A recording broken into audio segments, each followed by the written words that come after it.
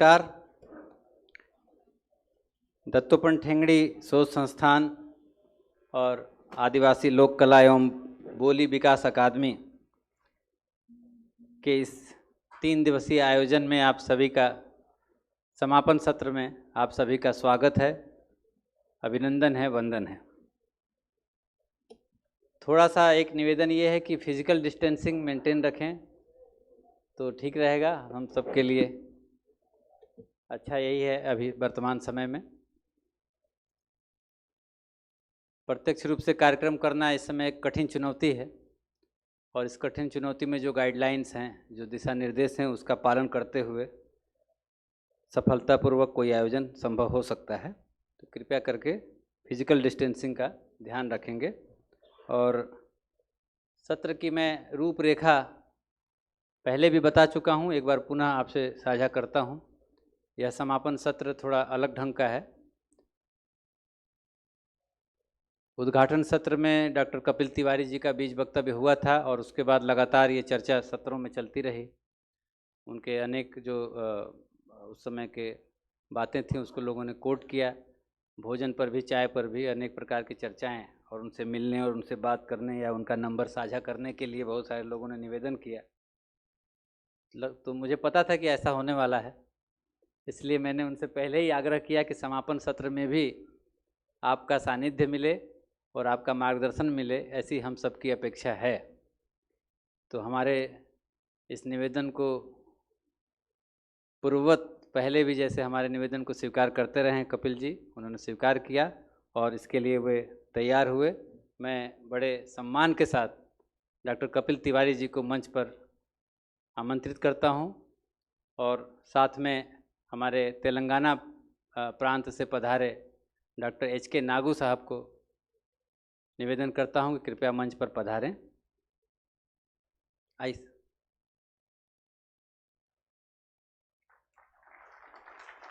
हमारे डॉक्टर धर्मेंद्र पारे जी कृपया मंच पर स्थान ग्रहण करें।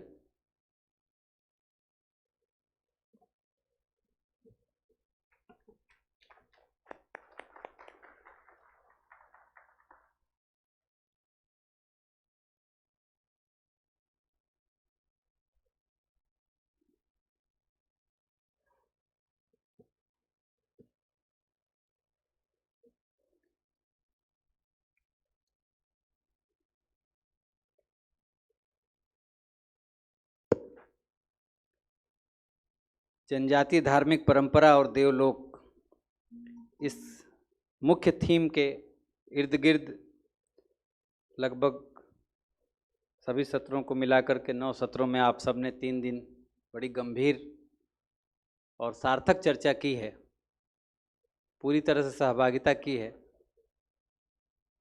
और आज तीसरे दिन हम इसके समारोह में हम सब उपस्थित हैं। मैं सबसे पहले आज के जो हमारे इस सत्र के अतिथिगण हैं उनका स्वागत करना चाहूँगा। परिचय तो मुझे लगता है कि आप सभी का हो ही गया है। कपिल जी का परिचय पुनः देना सूरज को दिया दिखाना है, इसलिए मैं सीधे आज के जो इस सत्र के दूसरे अतिथि हैं, विशिष्ट अतिथि श्री HK नागू जी, आपका मैं परिचय आप सबसे कराता हूं। डॉक्टर हेरे कुमरा नागू जी, आप तेलंगाना के भाग्यनगर से हैं। आपने लंबे समय तक शासन में सेवाएं दी हैं। लेबर कमिश्नर के रूप में आप अवकाश प्राप्त हुए और वर्तमान में आप तेलंगाना हाई कोर्ट में वकालत करते हैं। बनवासी कल्याण आश्रम के आप तेलंगाना प्रांत के माननीय प्रांत अध्यक्ष हैं। आपका इस संगोष्ठी में स्वागत है और इस सत्र में विशेष रूप से स्वागत है। मंच पर डॉक्टर धर्मेंद्र पारे जी हैं, 3 दिन से आप उन्हें देख रहे हैं। आप उच्च शिक्षा विभाग में की सेवा में हैं और इस समय वर्तमान में आप आदिवासी लोक कला एवं बोली विकास अकादमी, जिसके इस प्रांगण में ये कार्यक्रम हो रहा है, उसके आप निदेशक हैं। आपकी पुस्तक का भी उद्घाटन सत्र में विमोचन हुआ था, आप सब परिचित हो गए होंगे। आपका भी स्वागत है। मैं इस सत्र के अतिथियों का स्वागत के लिए हमारे जो आयोजन समिति है उसकी प्रमुख सदस्य डॉक्टर रुचि घोष दस्तीदार से निवेदन करूंगा कि डॉक्टर कपिल तिवारी जी का स्मृति चिन्ह और पुस्तक भेंट कर स्वागत करेंगे।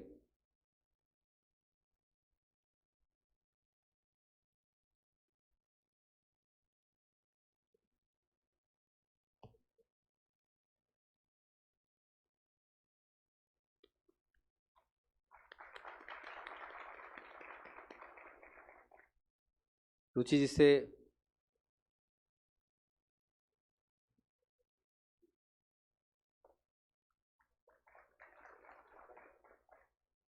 से पुनः आग्रह है कि विशिष्ट अतिथि डॉक्टर HK नागू जी का स्मृति चिन्ह और पुस्तक भेंट कर स्वागत करें।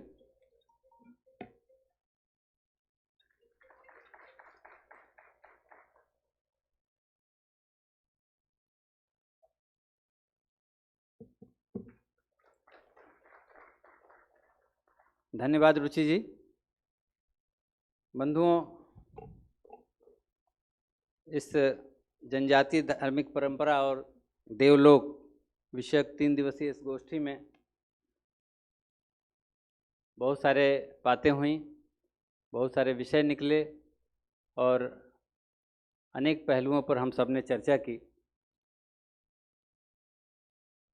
तो यह सत्र बड़ा महत्वपूर्ण है इस मायने में कि एक नए विषय पर, अकादमिक जगत के लिए नया विषय है, तो इस नए विषय पर जब हम बात करने बैठे हैं एक साथ इतने लोग और एक विशेष वातावरण में विशेष लोगों के साथ, ऐसे महानुभावों के साथ हमारे बीच एक से एक विभूतियाँ हैं, तो मन में बहुत सारी जिज्ञासाएं आई होंगी, बहुत सारी कुछ बातें कहने का भी मन में एक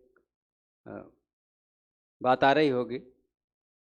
तो इस सत्र की कुछ रचना ऐसी है कि हम सबसे पहले कुछ उन्मुक्त चर्चा और प्रश्न, जिज्ञासाएं ऐसे लेंगे और उनके उत्तर विशेषकर कपिल जी से हम लोग प्राप्त करने का प्रयास करेंगे। जो भी जहाँ पर बैठा है, आप जब हम यहाँ से बोलेंगे, हाथ उठाएंगे, हमारे पास 3 वॉलंटियर्स हैं, तीनों कॉर्नर पर आपके पास पहुँच जाएंगे। खड़े होकर के आप सिर्फ अपना नाम और स्थान बताएंगे, कहाँ से आप आए हैं, और सटीक प्रश्न या जिज्ञासा पूछेंगे, या कुछ ऐड करना है, बताना है तो भी बता सकते हैं, लेकिन संक्षिप्त में ये करेंगे। इसके पहले मैं ये जो 3 दिन का आयोजन है उसके बारे में कुछ बातें साझा करना चाहूँगा।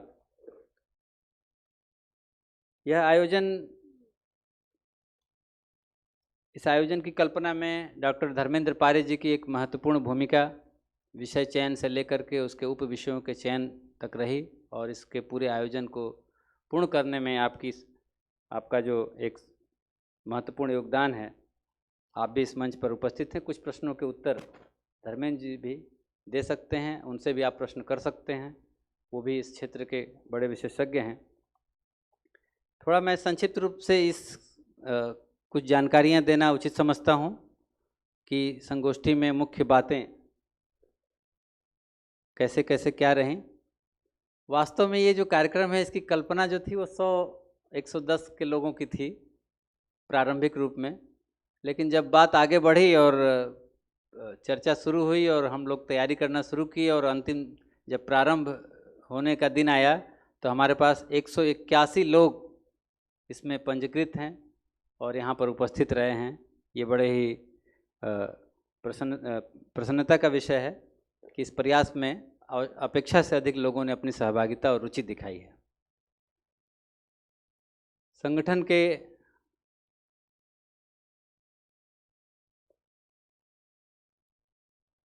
बंधु हमारे बीच माननीय दीपक जी बिस्पुते,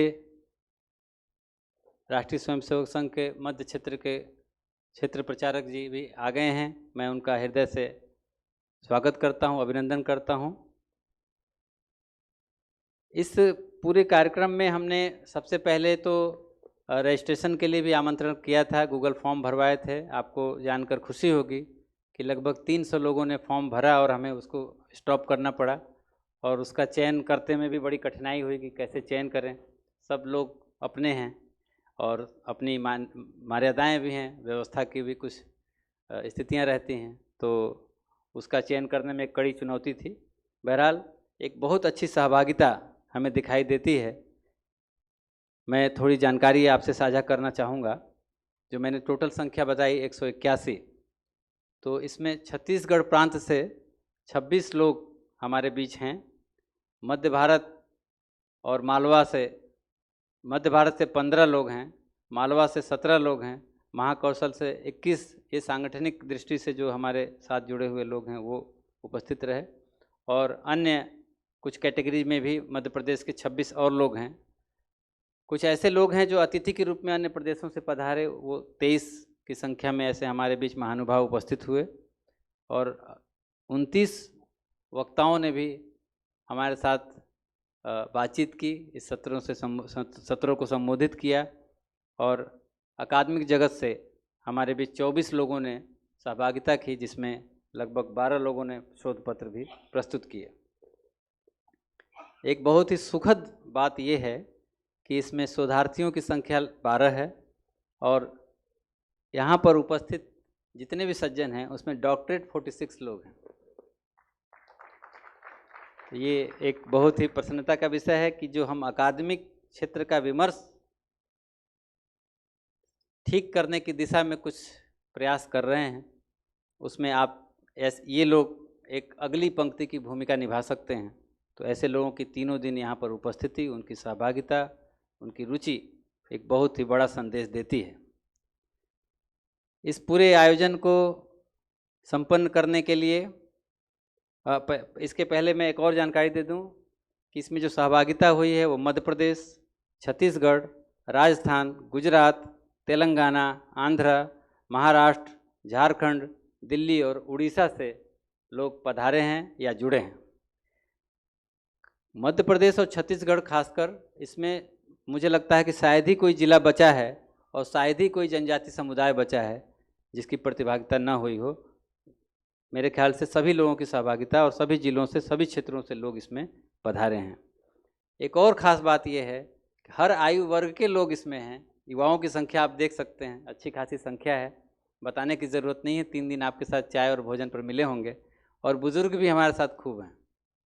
तो ये और महिलाओं की भी संख्या ठीक ठाक है। अभी एकदम से एग्जैक्ट फिगर मेरे सामने नहीं है, लेकिन 3 दिन का समय बहुत होता है, आपने बहुत से चेहरे देखे होंगे। तो ये एक अच्छी उपस्थिति, अच्छा एक वातावरण हम सबको देखने को मिला है।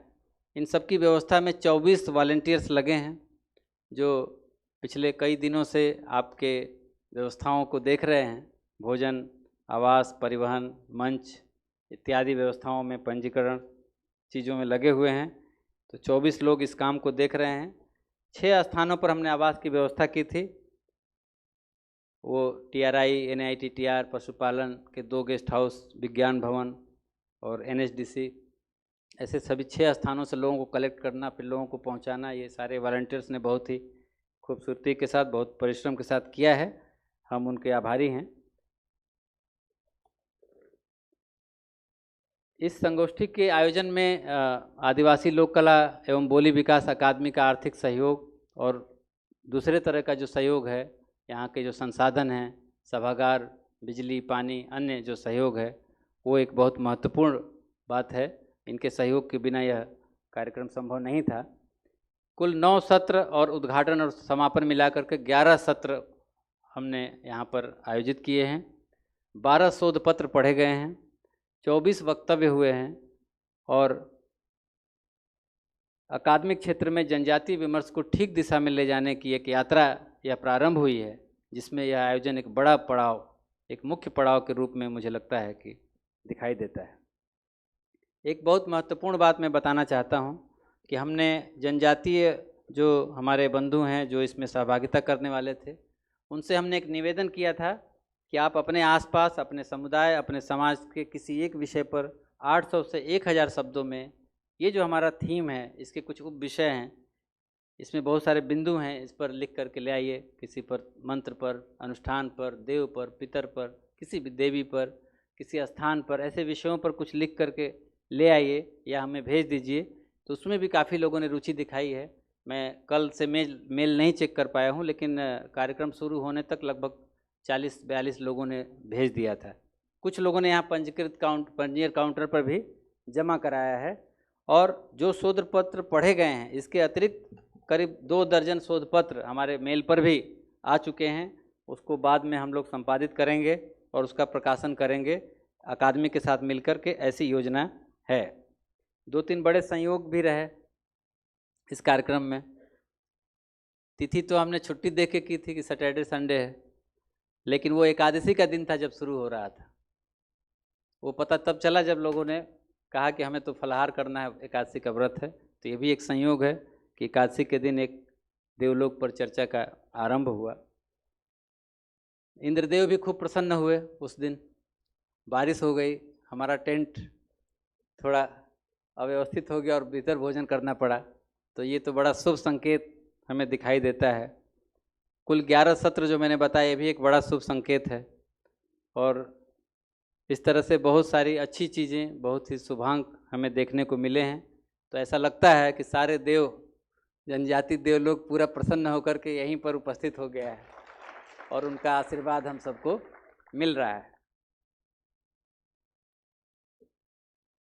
एक इन्वॉल्वमेंट करने के 2 प्रयोग हुए। एक से परिचर्चा रखी गई अंतर संबंधों पर, वो भी बड़ा सार्थक रहा। और एक जो कल शाम को विविध देवगीत का एक सत्र था, वो कोई सांस्कृतिक कार्यक्रम नहीं था, वो एक सत्र ही था जिसमें लोगों ने खूब रुचि दिखाई। माननीय बुद्धपाल जी ने उस सत्र का संचालन किया। उनके पास कई नाम पीछे भी लिस्ट में थे। बहुत लोगों ने यहाँ पर गीत गाए, देवगीत गाए और खूब आनंद लिया। और उनके पास और नाम आए थे, लेकिन अपने भी समय की मर्यादा थी, भोजन सबको भूख भी लग रही थी, रात भी हो गई थी, ठंड भी थी, तो उसको समेटना पड़ा। लेकिन बड़ा आनंदपूर्ण और एक इन्वॉल्व होने वाला सत्र, ऐसे 2 सत्रों की रचना भी इस संगोष्ठी में की गई। तो ये एक बड़ा मुझे लगता है कि आनंददायी विषय रहा। मैं इसमें एक जानकारी जोड़ करके आगे बढ़ूंगा। एक फीडबैक फॉर्म भी हमने भरवाया है लोगों से, और लगभग सभी लोगों ने मुझे लगता है कि फॉर्म भर दिया होगा। अभी मैंने पंजीयन काउंटर पर सुबह पूछा था तो ठीक ठाक संख्या दिख रही थी, गिना नहीं था। लेकिन अब मैं फिर एक बार आग्रह करता हूं कि अगर आपने नहीं दिया है तो जाते समय यहाँ से जब निकलेंगे तो पंजीयन काउंटर पर जमा कर देंगे। उसके कई फ़ायदे हैं। एक तो आपका भी अभिमत हमें पता चलेगा, दूसरा हमें आगे काम करने की कुछ लाइन भी मिलेगी, तीसरी बात आपकी उसमें जानकारी रहेगी। जो लोग सर्टिफिकेट चाह रहे थे, प्रमाण पत्र चाह रहे थे, उनको हम भेज सकेंगे ऑनलाइन। तो उसमें ईमेल आईडी और मोबाइल नंबर वगैरह सब कॉलम दिए हैं, वो आप भर सकेंगे। मैं सीधे आज के सत्र की उसमें आता हूँ। सबसे पहले कुछ हम आज के सत्र में, जैसा कि हमने पहले चर्चा की थी कि जिज्ञासा समाधान करेंगे। तो हमारे स्वयंसेवक यहाँ पर वॉलंटियर्स खड़े हैं, आप हाथ उठाएंगे, आपके पास वो पहुँचेंगे और आप सटीक प्रश्न, जिज्ञासा जो भी है, अपना नाम बताते हुए और स्थान बताते हुए पूछिएगा। जी।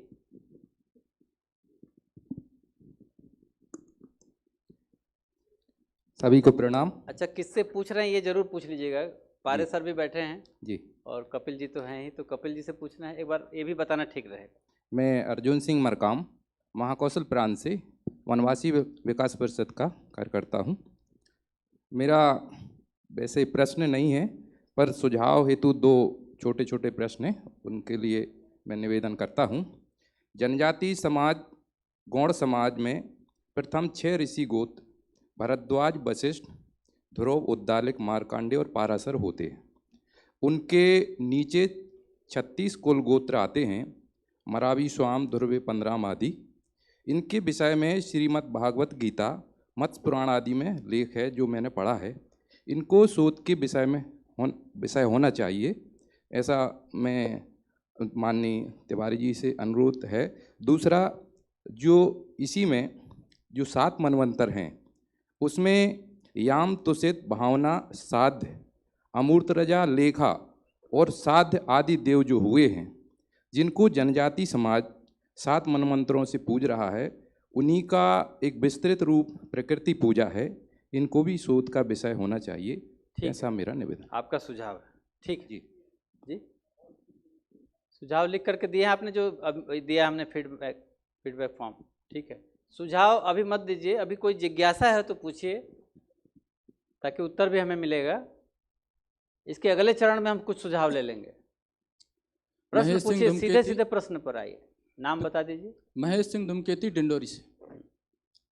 मेरा है जनजाति समुदाय में धार्मिक अंतर संबंध से जो हमारी शोध पत्र है डॉक्टर अनीता ध्रुवे के, उसमें जात समाज मिलोनी और ये आपके जो है जात मिलोनी का जो सिस्टम है उसके बारे में मैं थोड़ा सा कहना चाह रहा था कि हमारे जो समाज में प्रश्न क्या है? प्रश्न ये है कि जो दूसरे समाज से हमारे समाज में आ जाते हैं, गौड़ समाज में, तो उसको जो जात मिलोनी का कार्यक्रम होता है उसके संबंध में तो मेरा एक सुझाव था। उसमें सुझाव ये था कि कोई दूसरे समाज की लड़की यदि आ जाता है तो उसके, और जो हमारे समाज में लड़के के परिवार में कोई लड़की दूसरे समाज के आ जाता है तो लड़की को जात में नहीं मिलाते हैं। ठीक है, अनीता जी यहाँ बैठी हैं, उनसे आप चर्चा कर लीजिएगा। जी। जब शोध पत्र पढ़ा था तब भी आपको इनपुट देना चाहिए था।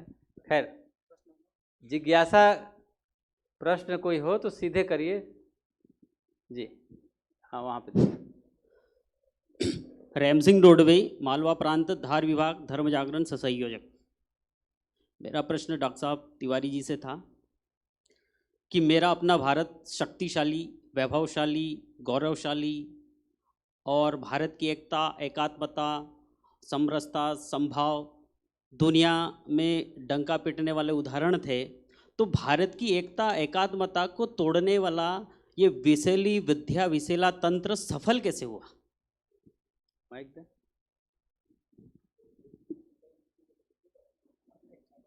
ठीक है, हम ले लें, आप वहीं रहिए।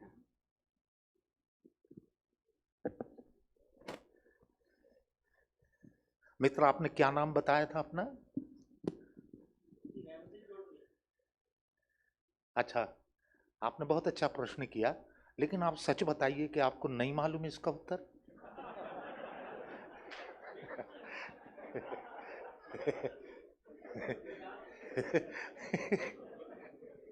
मित्रों, बैठे बैठे।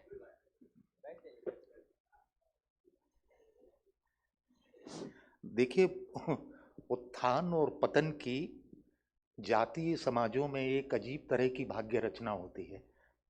हम ही अपने पतन के कारण होते हैं और हम ही अपने उत्थान के भी कारण होते हैं।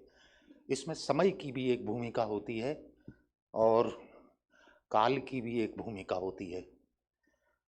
आत्मविस्मरण मनुष्य की तरह जातीय परंपराओं का भी होता है। जब वे आत्मविस्मरण में चली जाती हैं, उन्हें अपनी शक्ति ही याद नहीं रहती, अपनी क्षमता का ठीक से आकलन ही नहीं कर पाते। अच्छा, ये सिलसिला उन दुर्भाग्यशाली सदियों का है जब हमने एक उन्मादी धार्मिकता की औपनिवेशिकता झेली और एक दुष्ट औपनिवेशिकता झेली जिसने हमारे दिमागों को उपनिवेशी बना दिया। आज तक है। आज तो हमें रोकने वाला कोई नहीं है। हम तथाकथित रूप से, राजनीतिक रूप से स्वतंत्र समाज हैं। किसने चेतना की स्वतंत्रता के लिए हमें रोका है? क्यों नहीं? किसकी प्रतीक्षा कर दें? कौन सा शुभ मुहूर्त बाँचना है कि हम एक स्वतंत्र देश के स्वतंत्र मनुष्य की तरह सोचना शुरू करेंगे, देखना शुरू करेंगे और सबसे बढ़ के जीना शुरू करेंगे। क्योंकि जीवन जो है वो सब ज्ञान के पहले, जीवन आधारभूत है। क्या आप सोचते हैं कोई भी ज्ञान जीवन के पहले हो सकता है? ये संभव नहीं है। कोई धर्म जीवन के पहले हो सकता है? ये संभव नहीं है। कोई संस्कृति जीवन के पहले हो सकती है? ये संभव नहीं है। लेकिन हमें बाद में जिन लोगों ने मानव प्रज्ञा की ऐसे ऐसे शिखर जिनने इस धरती पे छुए, उनको ककहरा सिखाने की कोशिश की गई और हमने प्रसन्नतापूर्वक उस ककहरे को पढ़ा। आज भी मतलब उसको सीखने, जानने, दक्ष होने और उन डिग्रियां, उनके बनाई ये उपाधियां आदि जो हैं, इनमें बहुत गर्वित महसूस करते हैं। तो इसका तो कोई उपाय नहीं है, हम ही इसके कारण होते। दूसरों को कितना दोष दें? अपने को बचा के सारे संसार को दोष देना जरा आसान होता है, लेकिन जिस दिन हम अपने को कटघरे में खड़ा करते हैं कि हमने ऐसा कैसे होने दिया, तो उस दिन पहली बार एक सच्ची आत्मालोचना का जन्म होता है। देखिए, असल में क्या है, आत्मालोचना बहुत कठिन काम है। हमारी परंपरा में एक शब्द है स्वाध्याय। इसका ठीक से अर्थ समझने की जरूरत है। इसका अर्थ कुछ लोग समझते हैं शास्त्रों या ग्रंथों का वाचन, पाठन पठन, अध्ययन, ये स्वाध्याय है। दरअसल स्वाध्याय का समग्र और सम्यक अर्थ है अपना अध्ययन करना, स्वयं को पढ़ना, कैसे आदमी है, कैसे विचार हैं हमारे, कैसे सपने हैं हमारे, कैसी इच्छा और कामनाएं हैं हमारी, इनको जानना हमारी परंपरा में स्वयं का स्वाध्याय करना कहा गया। अब एक ऐसा लगता है कि इस देश के सामने एक मुहूर्त खड़ा हुआ है कि सामूहिक रूप से ये देश अपना स्वाध्याय करे, ठीक तरह से स्वाध्याय करे, अपनी कमजोरियों को देखे, अपनी शक्तियों को देखे और आगे बढ़े। बुरे सपने की तरह भुला देने की जरूरत है सारी औपनिवेशिकताओं को, सारी बर्बरताओं को, सारी हिंसा को, सारी लूट मार को, सारे अपमान को, सारी उपेक्षा को भुला देने की जरूरत है। एक नया जीवन गढ़ने के लिए शक्ति संचय करो और आगे बढ़ो। कितने दिन तक अपने मन को दुखी करते रहेंगे कि हमारे साथ ये हुआ था। एक शक्ति इकट्ठी करो, अब हम ये होने नहीं देंगे। वहीं रहेंगे? नहीं, वो पूछेंगे ना। जी पीछे, हाँ, नाम बता दीजिए। मैं पूरन सिंह पोरते, जिला दमोह से हूँ। मैंने पहली बार उपस्थित हुआ हूँ संगोष्ठी में। इसके लिए मैं आमंत्रणकर्ताओं के लिए बहुत बहुत धन्यवाद देता हूँ और बोलने का मौका भी मिला है। मैं इस 3 दिवस में मैंने सुना कि जनजाति, लोक कला, धर्म लोक आदि के बारे में, मगर हमारा ये प्रश्न है कि जो वेशभूषा, देवी देवता और जितनी भी संस्कृति हैं, सनातन और जनजाति हमारे समय एक दूसरे के पर्याय हैं। और यह केवल मैं चाहूँ कि हमारे ये सोचने समझने के भाषाई संप्रेक्षण की गलतियों के कारण ये विभिन्न क्षेत्रों में अलग अलग कार्यक्रम, इस पर मार्गदर्शन देने का कष्ट नहीं तिवारी जी हैं। आपसे तिवारी जी, क्योंकि हमारे ये है जैसे भाषाई संप्रेक्षण है, जैसे किसी ने वाल्मीकि जी को बताया था कि राम राम कहिए, तो भाषाई संप्रेक्षण उन्होंने सुना क्या, मरा मरा। यही हमारे समझने का पेड़ है कि भाषा में और देवी देवताओं में है एक ही, तो क्या एक है या अलग अलग है? वेशभूषा में देवलोक है कि नहीं, ये पूछ रहे हैं आप? भाषा वेशभूषा में देवलोक है, हाँ। और सनातन में भी देवलोक वेशभूषा है, एक ही मिलती है। उस दिन नृत्य हुआ था सर, जो नृत्य हुआ था वही वेशभूषा थी। कछार के मैदान में यमुना के कृष्ण ने नृत्य किया तो ग्वालों के संग, वही नृत्य वहाँ भिलाला लोग को नृत्य कर रहे थे उस दिन, तीसरे दिन, तो वही वेशभूषा उसमें थी, उसी वही वेशभूषा इसमें है। मोर पंख उनमें था, घुंघरू उनमें थी। संबंध है कि नहीं? पहले दिन के वक्तव्य में मैंने मतलब हमारे जो शास्त्रीय परंपरा के नागर समाज रहे हैं, जो लोक समाज रहे हैं और जो आरण्यक समाज हैं, उनके बीच के अंतर संबंध पे कुछ चर्चा की थी और एकता के सूत्रों को भी बताने का उपक्रम किया था मैंने। देखिए, ये एक ऐसा देश है जिसमें कोई भी समाज हो, देखिए कुछ एक गुण होता है कि अगर हम कोई दूसरा मनुष्य भी मिले तो उसको नमन करने के, नमस्कार करने के अपने तरीके में भगवान का नाम लेते हैं, राम राम। क्या इसका अर्थ क्या है? अर्थ ये हुआ कि ये जो परमात्मा कृपा है, इसके सुयोग से ही आप हमें मिले हैं। हम आपको परमात्मा के लिए धन्यवाद देते हैं इसके लिए कि आप मिले, मुझे आपसे मिलने का मौका मिला। ये सारे समाजों में है, वेशभूषा और उसकी बात आपने की। देखिए, मैं एक समय बहुत पहले सारे देश में ये जो कृष्ण लीला से संबंधित जितने कला रूप हैं पूरे भारतवर्ष में, उनका कुछ अध्ययन कर रहा था। मैं चाहता था कि एक राष्ट्रीय समारोह कृष्ण को केंद्र में रख के किया जाए। तो उसमें 40 के करीब कला रूप मुझे मिले थे, जो मतलब अब आप वृंदावन मथुरा से लगा के सुदूर असम तक वो देखें तो वो जो वेशभूषा है, हजारी प्रसाद द्विवेदी कहते थे हमारे देश में आभीर आए थे, ये नहीं बताते कहां से आए थे। आभीरों की जो संस्कृति थी उसका मतलब प्रभाव था, लंबे प्रेम आख्यानों का भारत में जन्म हुआ, ये आभीरों की देन है। और आभीरों ने ही गोवर्धन पूजा और दिवाली के समय पहली बार एक मंडलावर्त नृत्य की शुरुआत की। वासुदेव शरण अग्रवाल उसके लिए कहते हैं वो भारतवर्ष का सबसे पुराना नृत्य है, उससे प्राचीन किसी लोक नृत्य का जिक्र नहीं मिलता। नृत्य का नाम था हल्ली रास, ये ब्रज जनपद में हुआ था। जब कृष्ण ने जरासंध के भय से अपनी राजधानी बदली और वो मथुरा से द्वारिका गए, तो वे पूरे अपने साथ गोप संस्कृति के इस कला रूप को भी वहां गुजरात ले गए थे। आज भी आप देखते होंगे गुजरात में कि डांडिया वहां जो होता है वो है क्या, दरअसल वो हल्दी रासक का एक रूप है। गरबा और डांडिया उसके दो हिस्से हो गए हैं केवल, एक को पुरुष करते हैं और एक को महिलाएं करती हैं। हल्दी रास में महिलाएं और पुरुष एक साथ करते थे, हाथों में डंडे लेके, बड़ा अद्भुत नृत्य था। तो फिर मेरे दिमाग में एक सवाल आया कि हाथ में डंडे लेके हमारे जनजाति और लोक समाजों में भारतवर्ष में जितने नृत्य हो रहे हैं उनका एक समारोह किया जाए, कि ये क्यों हो रहा है, इसका क्या अर्थ है। और ये हमेशा किसी न किसी रूप में शरद पूर्णिमा से दीपावली और गोवर्धन पूजा तक इसको जोड़ने वाला सांस्कृतिक तत्व भी है।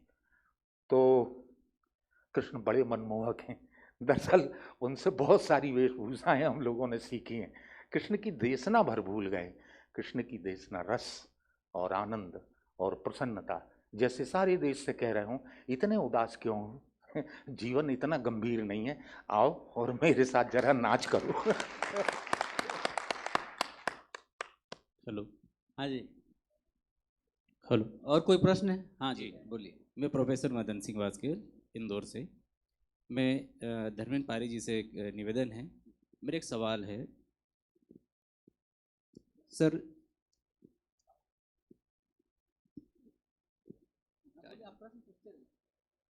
सवाल ये है जी, विगत 6-7 साल से ये मानना चाहिए कि मैं जहाँ रहता हूँ मेरे जाति के साथ गैर जनजाति वाले भी रहते हैं, लेकिन वहाँ सदियों से हमें मेरी जो मूल पहचान है कि मुझे आदिवासी कहते थे, लेकिन जहाँ से वनवासी कहना शुरू किया और इस संगोष्ठी में आया तो मुझे एक अरण्य शब्द सुनाई दिया। जहाँ हमें वनवासी और जनजाति और अरण्य शब्द जब उपयोग में आने लगा, तब से कहीं ना कहीं हम जनजाति टूटने लगे हैं, संगठन टूटने लगा है। और तभी से, क्योंकि मैं 2011 की जनगणना में भी मास्टर ट्रेनर रहा और वहाँ पर कभी प्रश्न पूछ सर धर्म कोड का जिक्र नहीं हुआ था। अब हम धार्मिक परंपरा आ रहे हैं, तो मैं अपने आप को कहाँ मानूं? जनजाति में मानूं, वनवासी में मानूं, अरण्य मानूं या आदिवासी मानूं?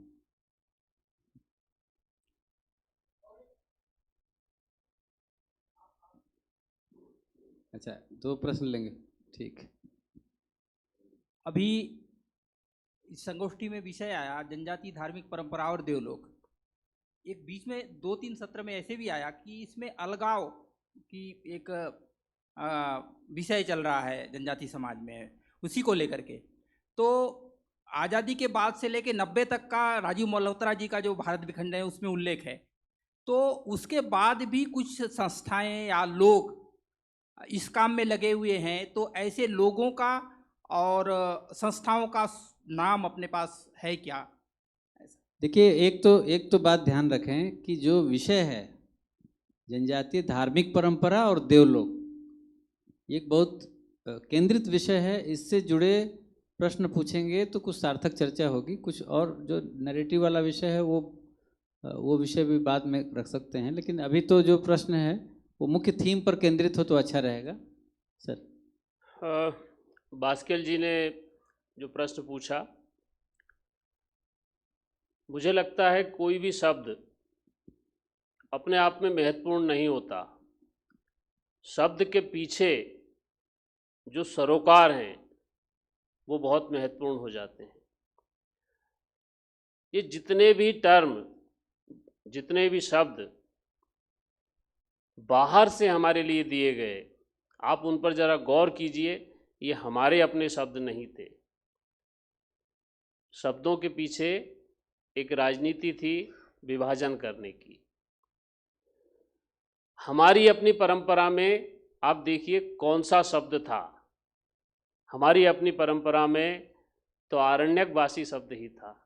आप पुराने शब्द देख लीजिए, ये जितने अभी पूरे जो नए नए नैरेटिव खड़े किए जा रहे हैं, नई नई बात कही जा रही है, उस शब्दों का ही तो खेल है। रविशंकर जी को मैं फिर कोट कर रहा हूँ, उन्होंने कहा था भाई सब हम सब आदिवासी हैं। आप कैसे तय कर सकते हैं कि ये ज़्यादा पुराना कोई है, कोई प्रामाणिक दस्तावेज? ऐसा कोई दस्तावेज नहीं है। हमको हमारी परंपराओं की तरफ देखना पड़ेगा, हमारी सांस्कृतिक परंपराओं की तरफ देखना होगा कि हमारी परंपरा में वो शब्द क्या था। हमारी परंपरा बहुत सारी समस्याओं का उत्तर देती है। सर, पर अभी जैसे मैं कह रहा हूँ कि मैं जहाँ रहता हूँ आसपास नहीं, अब दूसरा प्रश्न ले पाएंगे। मुझे लगता है आपका उत्तर मिल गया है, आप अलग से भी चर्चा कर लेंगे। कोई नए लोगों को, हाँ जी बताइए। जी सर, मैं रवि परते महाकौशल मंडला से। मेरा प्रश्न है सर, हम भारतवर्ष में हम सब भाई हैं और कहते हैं कि हम सब मानव शत्रु आपस के संतान हैं, इसमें कोई जातिवाद नहीं है। तो फिर ये जातिवाद आया कहाँ से? और इसके बाद में जो एक मृत्यु संस्कार है, हम अग्नि संस्कार करते थे, अभी जनजातियों में दफन संस्कार भी किया जाता है। कहा जाता है कि हम धरती माँ के पुत्र हैं, उसकी गोद में खेलें, उसी गोद में समा जाएंगे। क्या सही है? और ये जातिवाद आया कहाँ से? जातिवाद का विषय आज कहाँ है? इस सत्र में जातिवाद का विषय कहाँ है?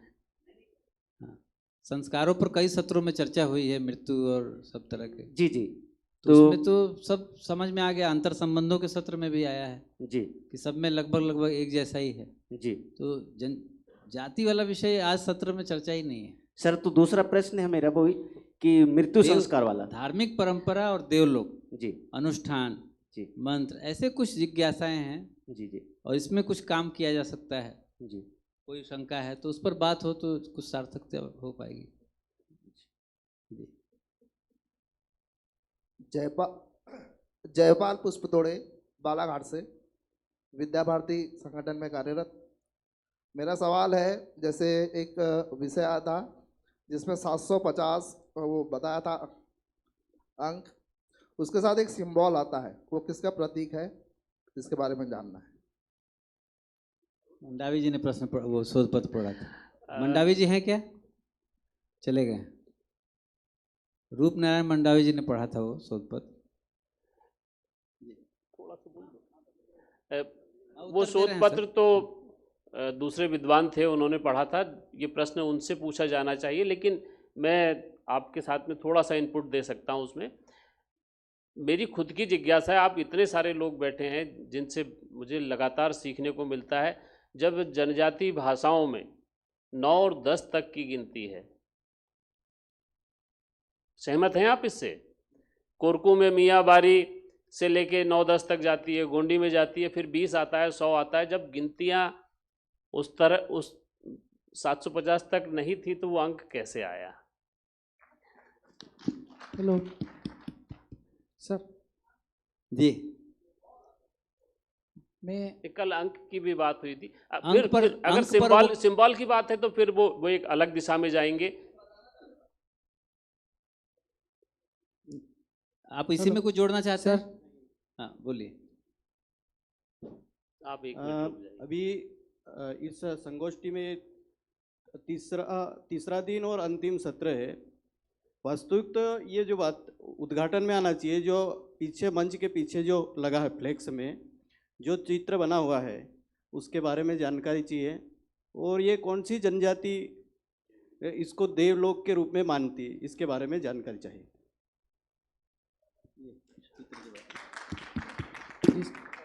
आप भी पूछ लीजिए, नाम बता दीजिए। मुकेश वास्केल, जिला देवास जनजाति विकास मंच का मैं काम करता हूँ।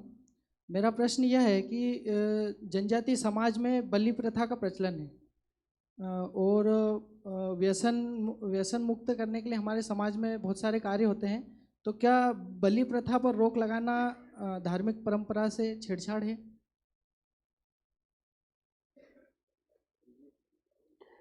किससे पूछ रहे हैं आप, पारे सर से या कोई भी बता दें सर। तिवारी जी से।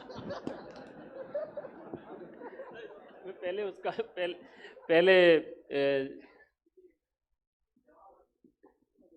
पहले जिन्होंने पीछे से पूछा था, देखिए जनजातीय परंपराओं में जो सबसे बड़ी विशेषता है कि कोई एक रूढ़ी एक जड़ता में नहीं है, वो लगातार प्रवहमान है, लगातार बहने वाली चीज़ है। जैसे कोरकू जनजाति का मुंडा या भील जनजाति का गाथा या और भी किसी जनजाति के प्रतीक चिन्हों के आपको आप देख लीजिए, वो हर जगह उसकी एक रूपता नहीं मिलेगी। कहीं पत्थर पर अंकन है, कहीं काष्ठ पर अंकन है, कहीं दूसरा जो माध्यम मिल गया स्वरूप निर्मित करने का उसमें चित्रित किया। ये एक कलाकार की कल्पना है, ये कोई रूढ़ रूप नहीं है कि हमारे शिव जी का एक जिस तरह प्रतीक मिल जाता है, फोटो मिल जाती है, या दूसरे भगवानों के स्वरूप मिल जाते हैं सुनिश्चित कि उनके हाथ में शंख होगा तो वो ये होंगे, उनके हाथ में बांसुरी होगी तो ये होगा। ये एक प्रतीकात्मक प्रस्तुति है और ये इसको किसी एक रूढ़ और जड़ता में नहीं देखना चाहिए। और किसका प्रश्न था? जी, बलि प्रथा।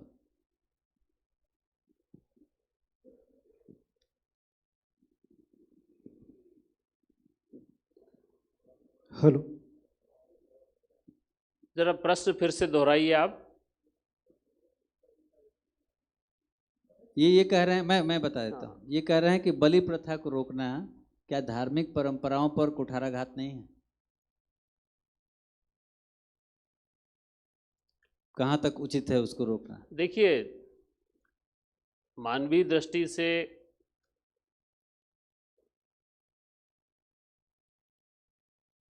किसी भी प्रकार की हिंसा, किसी भी जो जीवन हम दे नहीं सकते उसको लेना उस रूप में तो ठीक नहीं है। लेकिन बलि के पीछे क्या विचार रहे, वो परंपरा कैसे प्रारंभ हुई और किस रूप में आ गई? अब कई जगह बलि बड़े पैमाने पे होने लगती है, उस पर विचार किया जाना चाहिए। और लगातार हम अपनी परंपराओं में यदि कुछ ऐसा है जो समय के अनुकूल नहीं है तो मिल बैठकर उसका एक कोई रास्ता निश्चित तौर पर निकलना चाहिए। देवलोक पर यदि हम चर्चा करेंगे तो शायद कुछ और बेहतर बात निकल पाएगी। और कोई प्रश्न है? जी, अनिल उइके, जिला बैतूल से। तिवारी से भी पूछिए आप लोग, केवल पारे जी को पकड़ लिया आप लोग। एक बात यहाँ पर मुझे नई सुनने को मिली जी कि हमको हमारे आँखों से हमें ही देखने की आज आवश्यकता है। तो मैं ये पूछना चाह रहा था कि आज एजेंडावादी अध्येता लोग भी भरपूर प्रयास कर रहे हैं कि वो भी चाह रहे हैं कि हमारा जो उनकी जो सोच है वो सफल हो। तो मैं पारे सर से पूछना चाह रहा था कि जो ये संगोष्ठी, ये बात तिवारी जी ने कही थी। नहीं भाई, वो एक बात मैंने बताई, वो जो तिवारी सर ने जो बोली वो बात बोल दी मैंने, लेकिन पारे सर से मेरा निवेदन है कि जो ये राष्ट्रीय संगोष्ठी हो रही है तो इस प्रकार की संगोष्ठियां क्या जिला स्तर पे भी हो सकती है क्या? बताइए, ये बढ़िया प्रश्न है आपका, खूब बजट है आपके पास, करवाइए। इसका बहुत छोटा सा उत्तर है, ये संगोष्ठियाँ हो सकती हैं, होती रहेंगी और हमारी ऐसी कुछ परिकल्पना भी है। अभी उन्होंने जो इस प्रतीक के बारे में पूछा, मेरे साथ में नागू जी बैठे हैं और नागू जी इसके बारे में मुझे उदाहरण के साथ में बता रहे थे। मैं चाहता हूं कि नागू जी उसको आप अगर खुद स्पष्ट कर दें तो आपका और एक समाधान हो जाएगा।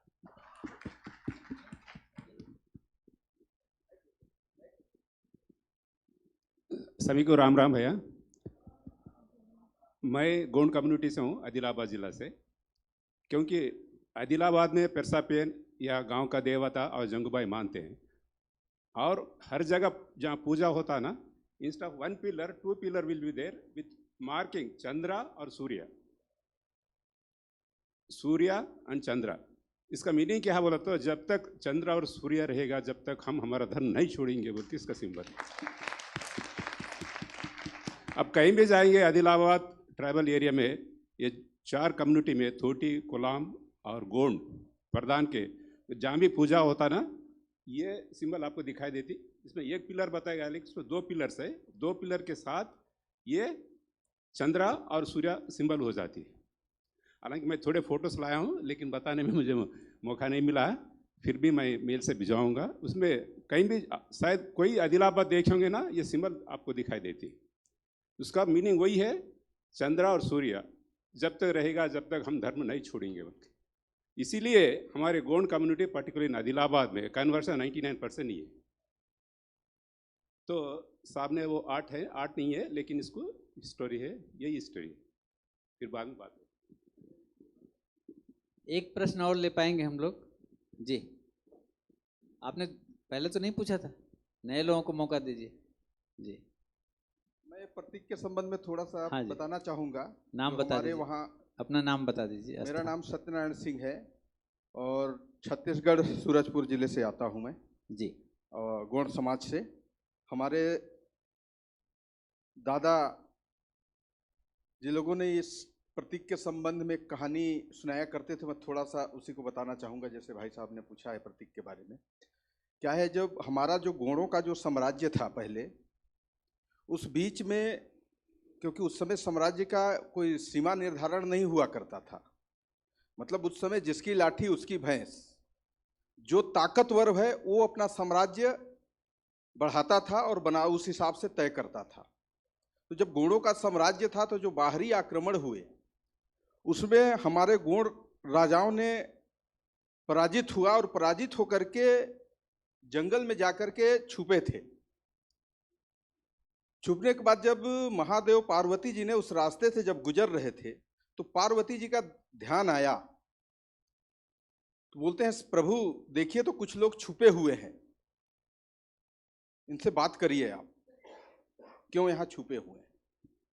तो जब माता पार्वती ने आग्रह पे शंकर जी और माता पार्वती जी ने विचार किया कि अगर हम इस रूप में मिलेंगे तो सामने वाला समझ जाएगा कि हम कौन हैं, तो उस समय उन्होंने अपना रूप को परिवर्तित करके बूढ़ा देव और बूढ़ी माई के रूप में दर्शन हमारे समाज के पूर्वजों को दिया।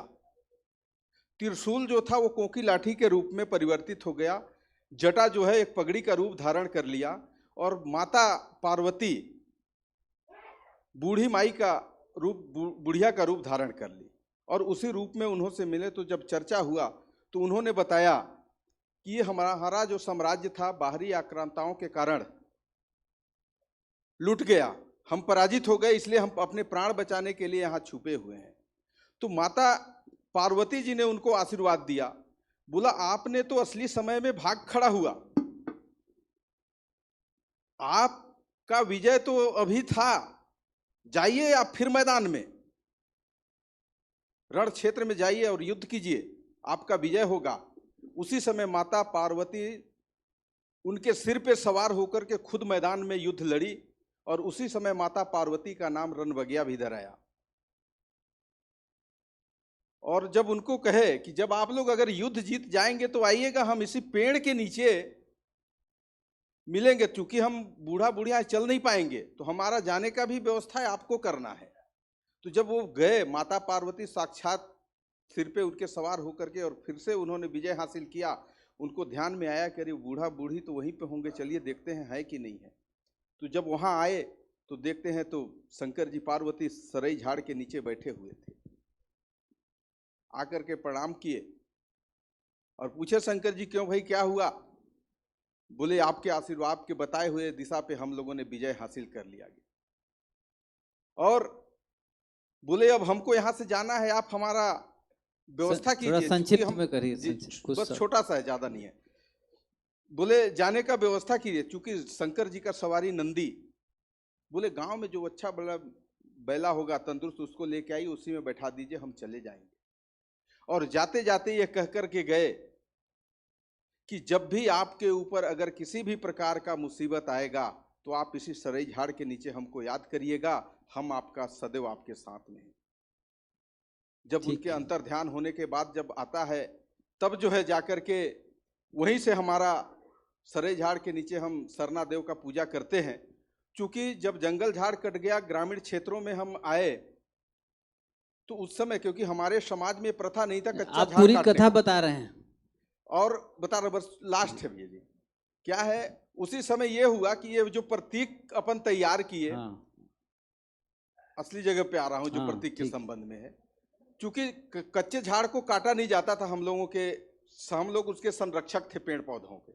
तो जो सूखा झाड़ होता था, गांव में नहीं मिलता था, तो अपन नया जगह जाकर के जब बसते थे, वहां पे सरई का झाड़ नहीं होता था, तो ये विचार किया गया कि मतलब सरई का जो झाड़ है, सूखा पेड़ होगा, उससे ये तैयार किया गया।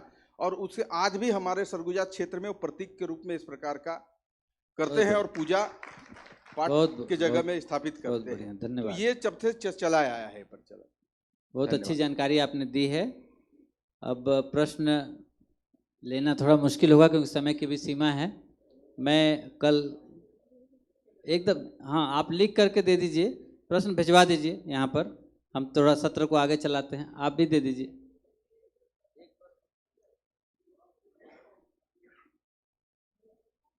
आप लिख करके दे दीजिए। मैं कल हमारे बीच में यहाँ पर श्री विजय मनोहर तिवारी जी हैं, उन्होंने एक कल इस कार्यक्रम को जब परसों अटेंड किया तो सोशल मीडिया पर एक पोस्ट भी लिखी और उसकी बड़ी चर्चा हुई। तो मेरी बातचीत हो रही थी, तो मैंने कहा कि आपने इतनी बड़ी समीक्षा की है और हमारे इतने सारे लोग अन्य अन्य स्थानों से आए हुए हैं, वो जो समीक्षा है जो आपके मन में कौंधता है, वो 2-3 मिनट में हमारे मंच से व्यक्त करेंगे तो बहुत अच्छा रहेगा। आदरणीय विजय जी यहाँ आ जाइए। मैं परिचय दे देता हूँ। श्री विजय मनोहर तिवारी जी वरिष्ठ पत्रकार हैं। लंबे समय तक दैनिक भास्कर, नई दुनिया, सहारा समय, अनेक चैनलों में भी काम किया आपने। बहुत सारी पुस्तकें आपने लिखी हैं और पूरे देश की यात्रा की है, उस पर भी आपका लेखन हुआ है। और इस समय आप राज्य के सूचना आयुक्त हैं मध्य प्रदेश के। विजय जी कुछ संक्षिप्त में जो अपनी चर्चा हो रही थी उसको रखें। नमस्कार। एक तो इस विषय का जो आकर्षण था उसकी वजह से मैं यहाँ सुनने के लिए आया था। मेरा यहाँ कोई काम था नहीं।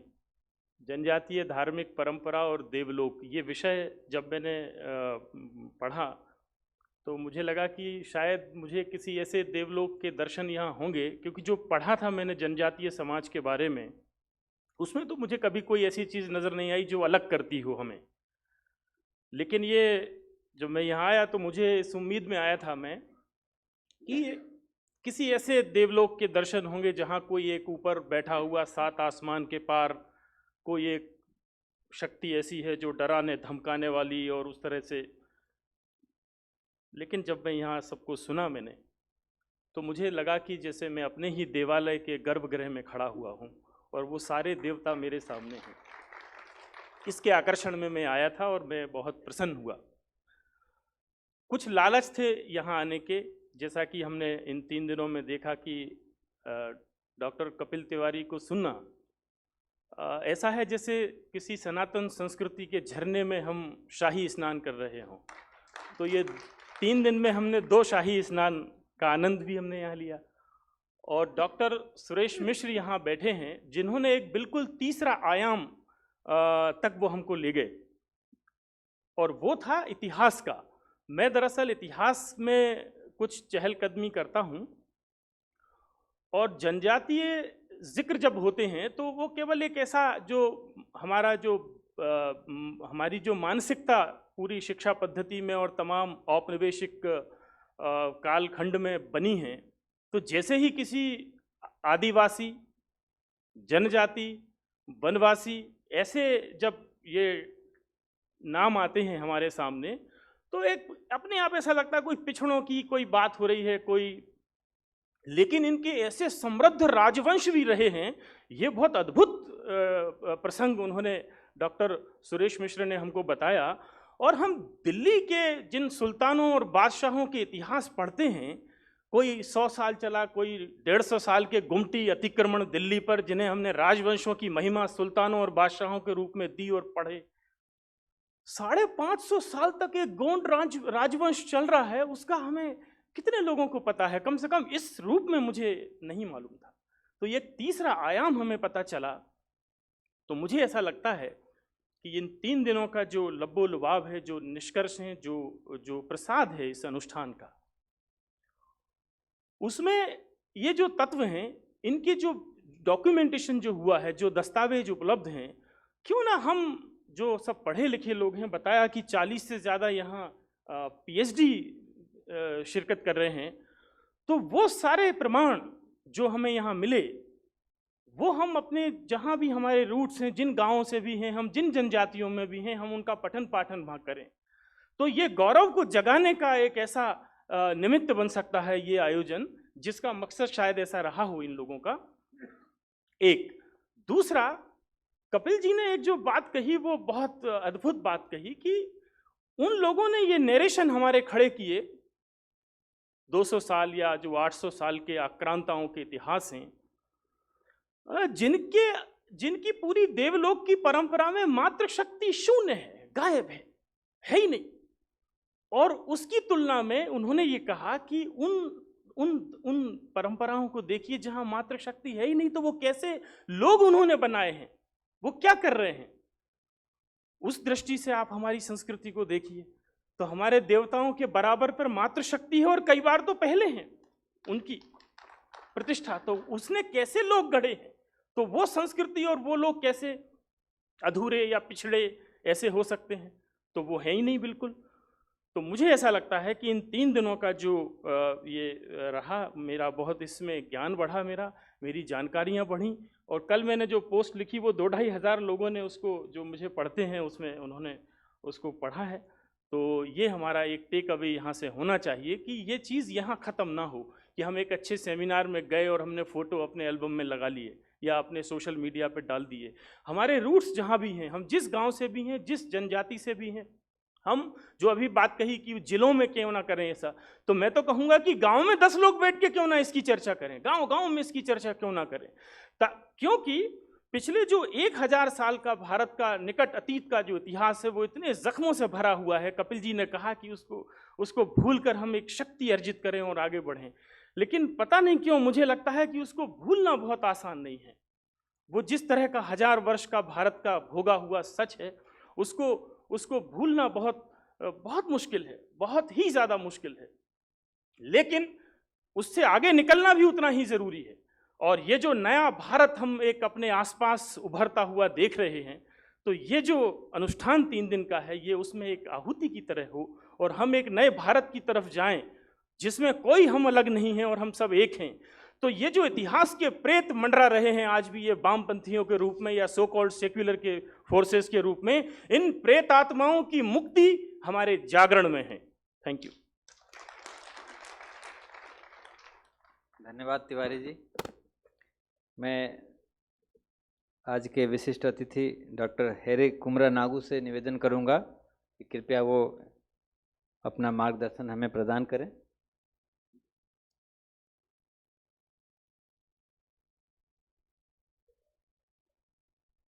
इनका कहना है कि छत्तीसगढ़ राज्य में उरांव एवं कंवर जनजाति के लोगों की संख्या काफ़ी है, फिर भी इन जातियों का इन 3 दिवसीय संगोष्ठी में किसी भी शोधकर्ताओं एवं अन्य किसी के द्वारा जिक्र नहीं हुआ, ऐसा मुझे लग रहा है। हो सकता है ऐसी बहुत सारी जनजातियां होंगी, कुछ परंपराएं होंगे, अनुष्ठान होंगे जिनकी चर्चा नहीं हुई होगी। तो ये तो अभी एक मैंने शुरू में ही कहा कि ये यात्रा का पड़ाव है। आप बताइए, सुझाव दीजिए, आगे बढ़ेंगे और उस पर भी चर्चा करेंगे। उस पर एक दिन का केंद्रित भी कर सकते हैं। आप पहल करिए, हम सब आपके साथ हैं।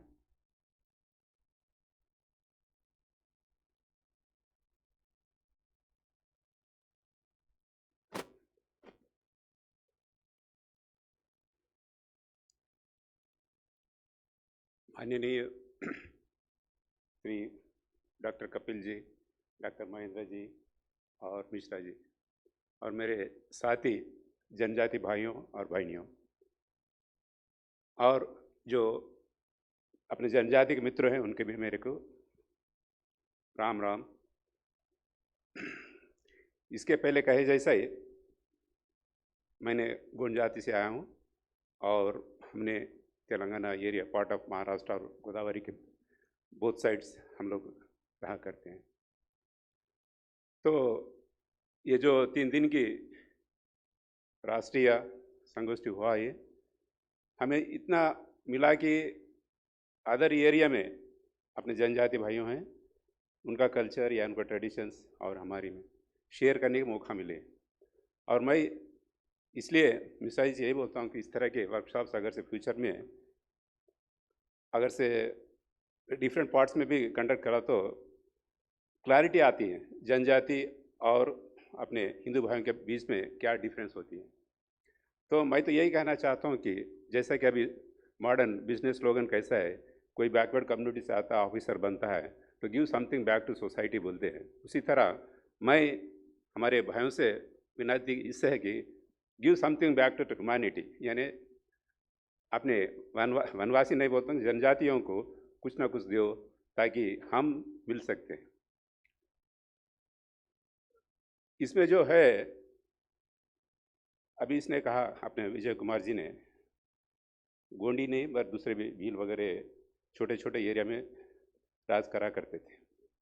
उनके साथ दूसरे भी ठाकुर हो या नहीं तो मराठा हो, छोटे छोटे राज्यों में, डिफरेंट राज्यों में अपने भारत देश में थे। लेकिन एडमिनिस्ट्रेशन या इकोनॉमी जनजातियों में किस तरह था वो एरिया में रिसर्च अभी नहीं हो पा रहा। कल्चर या भाषा या ट्रेडिशंस के बारे में हो रही, लेकिन उनका एडमिनिस्ट्रेशन कैसा था और वो लोग क्यों मुगल के अटैक जब होती ना उनको क्यों ना रोक पाए। मराठा कर सके, ठाकुर कर सके, लेकिन हमारे जनजाति के राजा क्यों अपने किले छोड़ के जंगल में भाग पड़े। तो मैं शिक्षित होने से कारण थोड़ा मैं इसके बारे में सोचा हूँ। अभी जो रिलेवेंट रिसर्च यानी पास्ट टू प्रेजेंट होता है, कभी प्रेजेंट टू पास्ट होता है रिसर्च, तो मैं प्रेजेंट टू पास्ट सोचना लगा। तो मुझे लगा अभी एक गांव होता है ट्राइबल गांव, उसमें कुछ फेस्टिवल बनाई जाती है या कुछ फंक्शन बनाई जाती, तो वो गांव के लोग क्या करते, पटेल रहता, देवारी रहता और कटोरा रहता, तो वो लोग सारा बोलते हमारी भाषा में, सारा यानी चंदा। अभी सपोज कुछ फेस्टिवल बनाना है तो वो पटेल का पास या देवारी का पास पैसा नहीं रहता, तो he will collect 10 rupees from each family, उसी को सारा बोलते। वो जो पैसा जमा होता ना उसी से वो फंक्शन बनाए जाते, फिर दूसरा दिन और खाली रहते। तो इसके पहले भी जो राजा रहता था ना, तो उनके पास या 1000 एकड़ से 100 एकड़ ज़मीन रहती थी और उसी से जो जितना भी रेवेन्यू आती थी वही रेवेन्यू से उनका राज चलाता था और उनका रक्षण करता था। लेकिन एक तरीका उनके जनजाति से या नहीं तो गांव में रहने वाले या राज में रहने वालों से एक तरह का टैक्स वगैरह वसूल करके एक निधि बना के एक बड़ी आर्मी बना के किसी ने एनिमी अटैक करा तो उसको फेस करने का नियंत्रण यानी सिस्टम नहीं थी। Compare to Thakur rajas. ठाकुर राजास हो या मराठा राजास का एक तरह का टैक्स वसूली करते थे, किसानों से हो या नहीं तो पब्लिक से, और एक आर्मी, पावरफुल आर्मी बनाया करती थी, और वो राजा पब्लिक का हो या उनका देश का रक्षण करने में सक्सेसफुल होते थे। लेकिन हमारे गोंड राजा हो या नहीं तो जनजाति राजा ने, वो उनके पास जितना 100 एकड़ था उसी में उन्होंने मेंटेन करता था, लेकिन उन्होंने पब्लिक से या उनके राजा से वसूली टैक्स सिस्टम नहीं थी। इसलिए अभी भी देखो जितने भी हमारे किले हैं, हमारे राजा किले छोड़ के जंगलों में बैठे हैं। किले अभी म्यूजियम हो या नहीं तो क्या बोलते हैं, डिलीटेड हो रहे हैं। अब कहीं भी रिसर्च कीजिए, यानी नॉन जनजाति उनके प्रॉपर्टीज हो या उनके किले पकड़ के रही हैं, और हमारे जनजाति राजा ने किले हो या उनके प्रॉपर्टी छोड़ के जंगलों में भाग गए, यानी मुगलों को उन्होंने नहीं रोक पाए। और दूसरा अभी मैं ये भी यानी इस लाइन पे भी रिसर्च करा तो अच्छा रहता, बोले मेरा रिक्वेस्ट बना क्यों। और दूसरा क्या बोला तो क्षमा कीजिए, उतना अच्छा हिंदी बात नहीं कर पा रहे हम लोग, यानी हमारा हैदराबादी है, लेकिन टूटी फूटी बोल सकते हैं। अभी इसके पहले धर्मेंद्र जी बताए थे वो पोल के बारे में। हमारे गोंड कल्चर में इसमें एक पोल है, लेकिन 2 पोल रहता है, और सिंबल क्या है कि 2 पोलों में सूरज और चंद्र रहता है। उसका सिंबल यही है कि हम सत्य रहेंगे और हम धर्म नहीं छोड़ेंगे जब तक सूर्य चंद्र रहेगा तब तक। इसलिए वो जो है काम में जाते हैं वो देखते हैं, उसकी तरह से हम ये धर्मांतर भी रोकने में सक्सेस हो जा रहे हैं।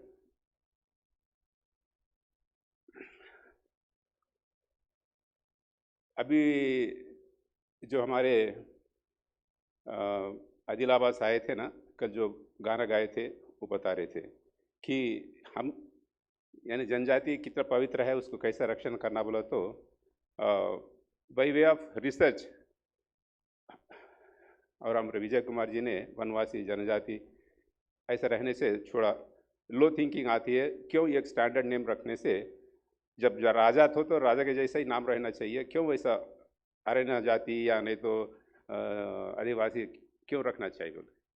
तो मेरा कहना है इतना है कि अभी जो कल्चर या ट्रेडिशंस डिस्कस करने के बाद हम लोग पार्ट ऑफ हिंदू है। हिंदू कल्चर या जनजाति कल्चर में कोई फ़र्क नहीं है, लेकिन अभी देश बड़ा होने से अलग अलग एरियाज में थोड़ा डिफरेंस होता है। डिफरेंस होने के वजह से हम कुछ अलग बोल के वैसा कुछ नहीं है। अभी आप देखो जन्म लेते हैं तो यानी कर्मकांड बनाए तक 99% जो हिंदू फॉलो होता है वही हम लोग फॉलो होते हैं। अब शादी क्या देखो, मंगलसूत्र रहता है, अक्षंता डालते हैं, और गांव का माता रहता वहाँ जाके पूजा करके आते हैं। उसी तरह अदर कल्चर में होती है। और जो दसरा हो या दीपावली फेस्टिवल वगैरह, मेरा और दूसरा विनती अपने रिसर्चर से कि कंपेरेटिव स्टेटमेंट बनाए तो भी अच्छा रहेगा। जितने भी लिमिटेड वन कम्युनिटी को लिमिटेशन करके ना छोड़े, और जितने भी देश में 750 लगभग आदिवासी यानी ट्राइबल हो या जनजाति हो, उनका कंपेरेटिव स्टेटमेंट क्या मिलान होता है। इसके पहले रेखा मैडम ने उनके रिसर्च में बताई, यानी बिलाली में जब कोई मरता तो नेक्स्ट डे वो जो पिंडी रख के उसमें उन्होंने कौन सा जन्म लिया, सांप का जन्म लिया या ना बिच्छू का जन्म लिया या ना तो पक्षी का जन्म लिया, वो हमारे गोंड कल्चर में भी है। तो मुझे पता लगा कि उस बिलाल में भी ये सिस्टम है। इस तरह मैं हर जनजाति का ट्रेडिशंस कंपेरेटिव करते हुए उसका और आगे हम कैसा रिफाइन कर सकते हैं हमारे हिंदू कल्चर में बोल के मेरा एक विनती है। इसलिए सब जने जाने की तैयारी में है। इससे मैं मेरा धन्यवाद। बहुत बहुत धन्यवाद डॉक्टर हेरे कुमरा जी। कुछ लोग शायद बाद में आए थे, मैं उन्हें परिचय दिया था। आप तेलंगाना से हैं और लेबर कमिश्नर के रूप में आप रिटायर हुए हैं। आप हाई कोर्ट तेलंगाना में अधिवक्ता के रूप में प्रैक्टिस कर रहे हैं और तेलंगाना प्रांत के वनवासी कल्याण आश्रम के प्रांत अध्यक्ष जी हैं। मैं बहुत बहुत आभार व्यक्त करता हूं और इसके साथ ही मैं अपने जो आदिवासी लोक कला एवं बोली विकास अकादमी के निदेशक हैं धर्मेंद्र पारेख जी कुछ अकादमी की ओर से 2 शब्द कहना चाहते हैं और हम उनसे निवेदन करेंगे कि वो अपना अभिमत यहाँ प्रकट करें। कुछ चीज़ें आई हैं, क्या है, मध्य प्रदेश और राजस्थान में सहारिया जनजाति बड़ी संख्या में है, इसका भी कोई उल्लेख होना चाहिए। जनजाति मंत्र शक्ति पर आप यकीन करते हैं नहीं? ये तो आप अपने आप से प्रश्न करिए, है ना। कुछ प्रश्न इसमें आप स्वयं के हैं, जो तो स्व की ओर देखने की बात है ना, उस मूल बात को पकड़िए। बाकी ये जो आपने फीडबैक फॉर्म दिया है उसके आधार पर हम लोग और विषय कुछ निकाल करके आगे इस चर्चा को बढ़ाएंगे।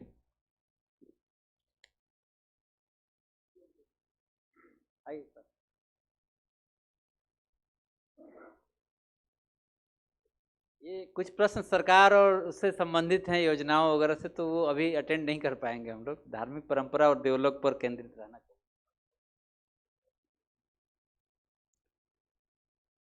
इस 3 दिवसीय संगोष्ठी में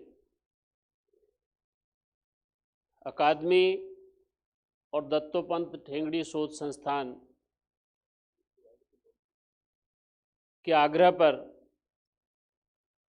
आप सब उपस्थित हुए और एक ऐसे विषय पर जिस पर कोई शोध कार्य उपलब्ध नहीं है, पूरे देश में कहीं बहुत चर्चा कोई पुस्तक के रूप में नहीं है, आप लोगों ने प्रतिभागिता की, बहुत सक्रियता से प्रतिभागिता की, बहुत सार्थक रूप से प्रतिभागिता की। इसके लिए निश्चित ही आप धन्यवाद के पात्र हैं। अकादमी इस विषय और इस तरह की संगोष्ठियाँ पहले भी करती रही है, अभी भी कर रही है और आगे भी करने की योजना है, जिसमें आप हमेशा आपका सहयोग अपेक्षित रहेगा। इस अकादमी का निर्माण इसीलिए हुआ है, आप जैसे प्रतिभागियों, आप जैसे सहभागियों, आप जैसे उत्सुक, आप जैसे इच्छुक लोगों के प्रयासों से इसका निर्माण हुआ है और हम आशा करते हैं कि आप आगे भी इसमें सहयोग देंगे। देवलोक संबंधी यदि आप कुछ कार्य करना चाहते हैं, अभी 4 जनजातियों पर कार्य हुआ है, अभी भी 3 जनजातियां बल्कि 40 से ऊपर जनजातियां शेष हैं। आप अपने प्रदेश में, अपने जनपद में ये कार्य कर सकते हैं और अकादमी इसके लिए आपकी सहयोगी हो सकती है। आप संवाद बनाए रखें। धन्यवाद। जी बहुत बहुत धन्यवाद डॉक्टर धर्मेंद्र जी। कल एक यहाँ से सूचना दी भी गई थी कि वैगा और कोल समुदाय के लोग अगर संपर्क करेंगे, कुछ प्रोजेक्ट्स हैं, कुछ परियोजनाओं पर काम करने की योजना है, तो वो लोग अकादमी के लोग भी ढूंढ रहे हैं, तो आप संपर्क कर सकते हैं, कभी भी हमसे भी संपर्क कर सकते हैं, मैं भी उनसे आपको मिलवा सकता हूं, आगे भी कभी भी मेरा नंबर है आप सबके पास। बहुत सारी और भी सर्वेक्षण कार्य होते रहते हैं इस अकादमी के द्वारा, तो आप उनमें भी सहभागी बन सकते हैं। मैं अब जैसे कि मैंने शुरू में बताया था और आदरणीय तिवारी जी से चर्चा हुई थी कि एक समापन समारोह में आपका मार्गदर्शन मिले। इतना आपने लंबे समय तक इस अकादमी में काम किया और देश में देशज ज्ञान परंपरा को लोक संस्कृति के क्षेत्र में एक नया बड़ा आयाम खड़ा किया है, तो हम सब इस यात्रा के कैसे सहभागी बन सकते हैं और ये जो आज एक शुरुआत हुई है इसको हम कैसे आगे बढ़ा सकते हैं, और ये जितने यहाँ सभा में उपस्थित लोग हैं इन सबसे क्या अपेक्षा की जा सकती है। मैं आदरणीय डॉक्टर कपिल तिवारी जी से आग्रह करूँगा कि कृपया मार्गदर्शन वक्तव्य देने का कष्ट करें। डॉक्टर कपिल।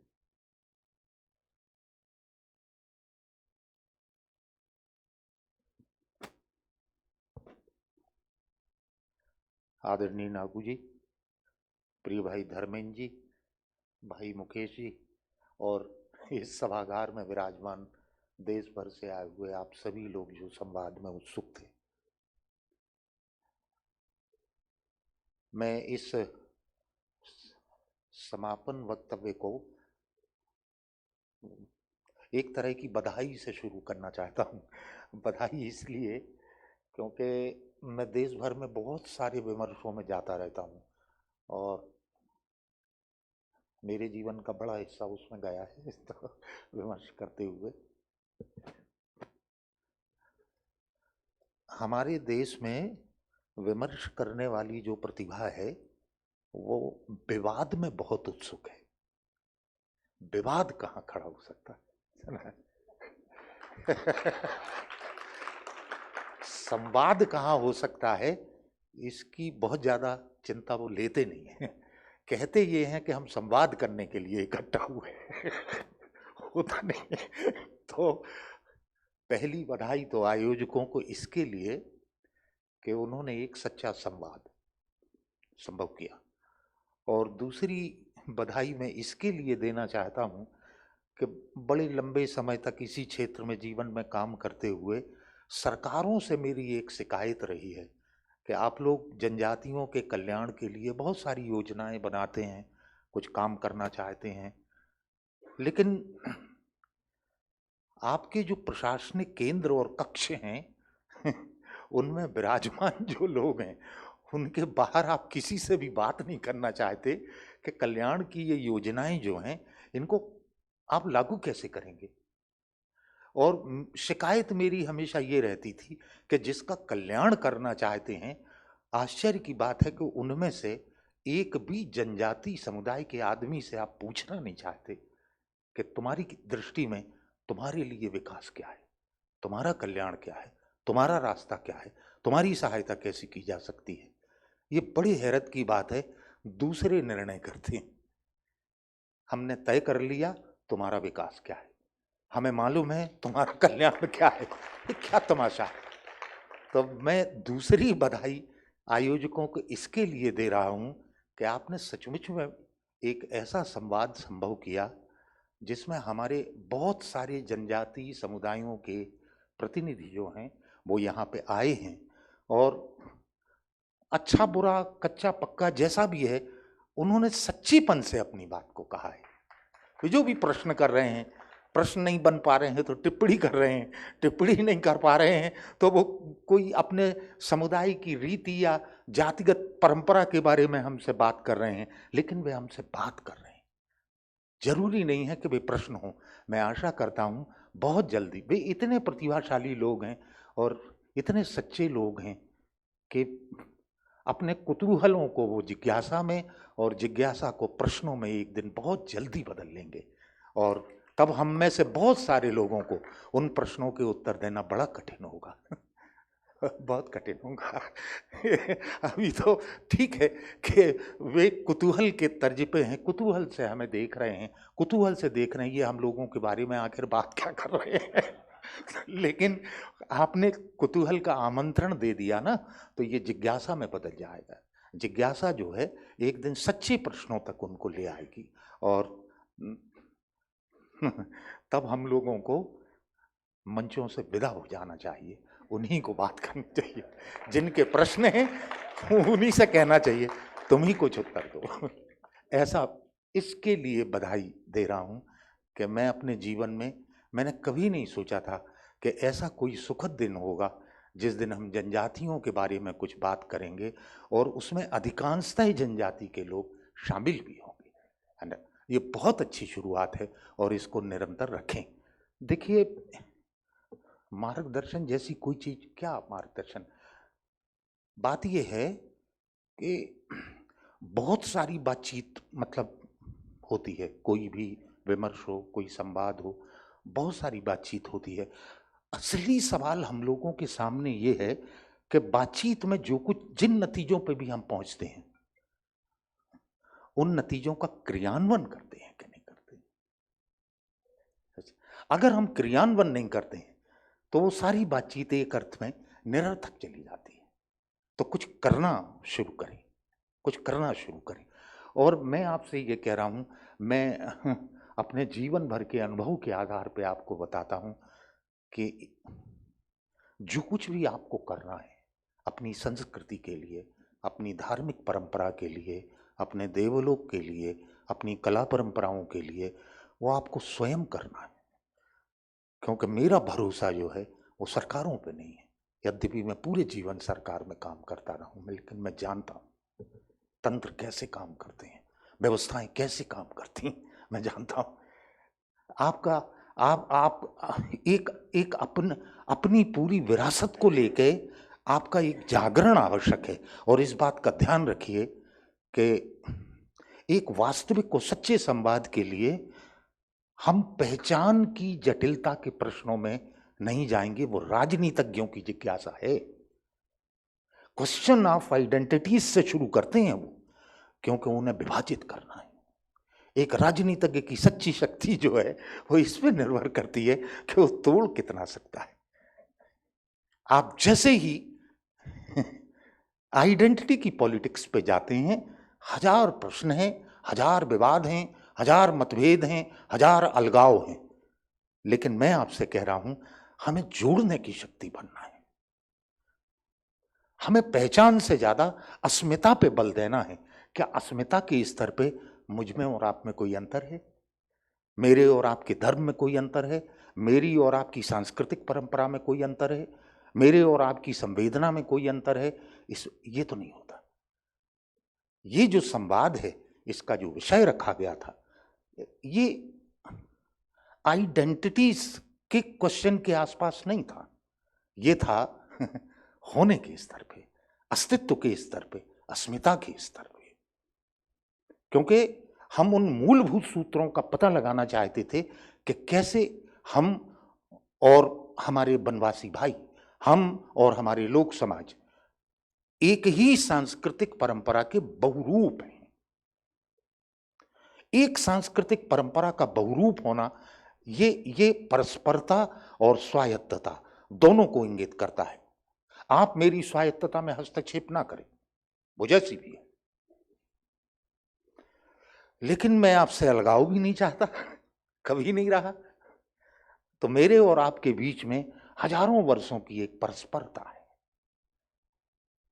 परस्परता क्या है इसको देखें, और स्वायत्तता कैसे बनी रही इसको देखें।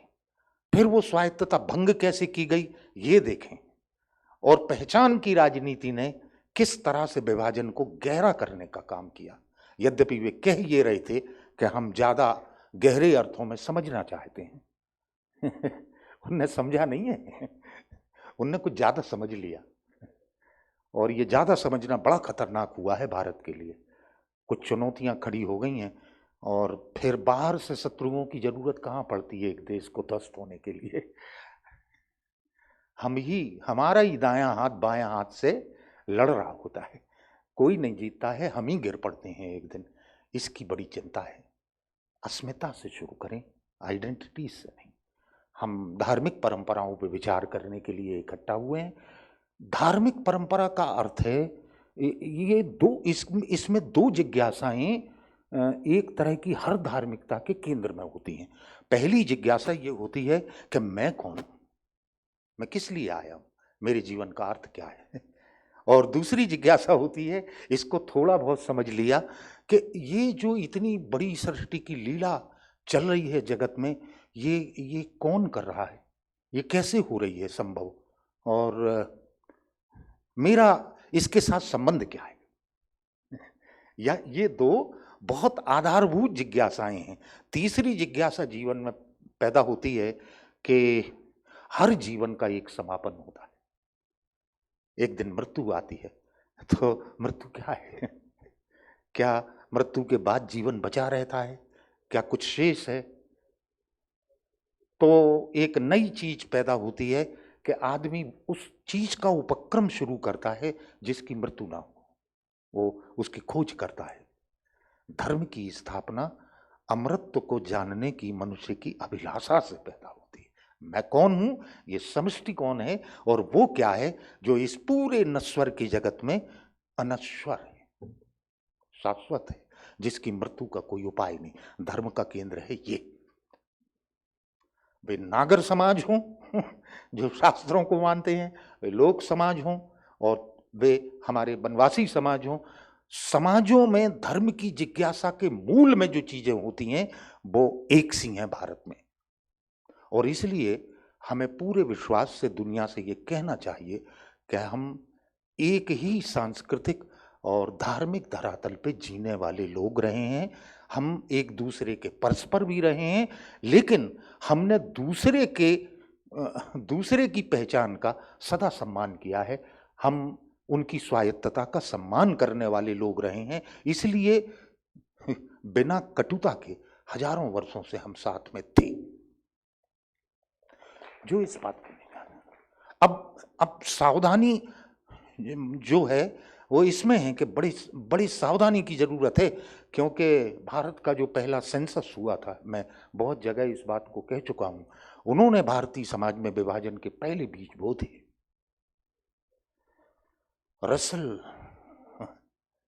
सर रसल और हीरालाल जी, उन्होंने जब पहला सेंसस किया, इसके पहले भारत को मालूम नहीं था कि कोई लोग दलित कहलाते हैं।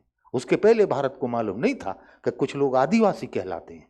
उसके पहले भारत जो था वो उन्हें किसी दूसरे ही रूप में जानता था। उनकी जातिगत जो पहचान है, जानबूझ के उसको पृथक करने के लिए भारत में जनसंख्या की गणना को एक बहाना बनाया गया, एक अस्त्र बनाया गया। और दुर्भाग्य से भारत की आज़ादी के बाद उस दुष्टता को हमारी तथाकथित आजाद सरकारों ने निरंतर रखा है। अब तो हमारे देश में उसके आग्रह उठ रहे हैं, वही होना चाहिए, वैसा ही होना चाहिए। वे अपना काम कर गए, वे हमें धन्यवाद दे रहे होंगे, हमारे काम को आप हमसे ज्यादा अच्छी तरह से कर रहे हैं। क्या कहें इसको। पहली बार भारतीय समाज जो है उसने इसको देखा, तो बहुत सारे खतरे हैं। मतलब हमें एकात्मकता के जो मूलभूत सूत्र हैं, अगर उन पे हम एकाग्र नहीं हुए, हमने उन पे ध्यान नहीं दिया, हमने उन पे विचार नहीं किया, तो फिर बाहर से शत्रुओं की आवश्यकता नहीं है।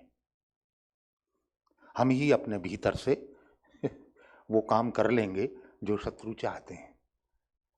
तो एक बात तो मुझे ये कहनी थी। दूसरी बात ये कहनी है कि इस पूरे संवाद में जितने भी विषय आए, जितने लोगों ने अपने विचार रखे, वो अपनी अपनी जगह लौटेंगे। तो आप एक काम करिए, देखिए ये थोड़ा सा अलग मालूम पड़ता है।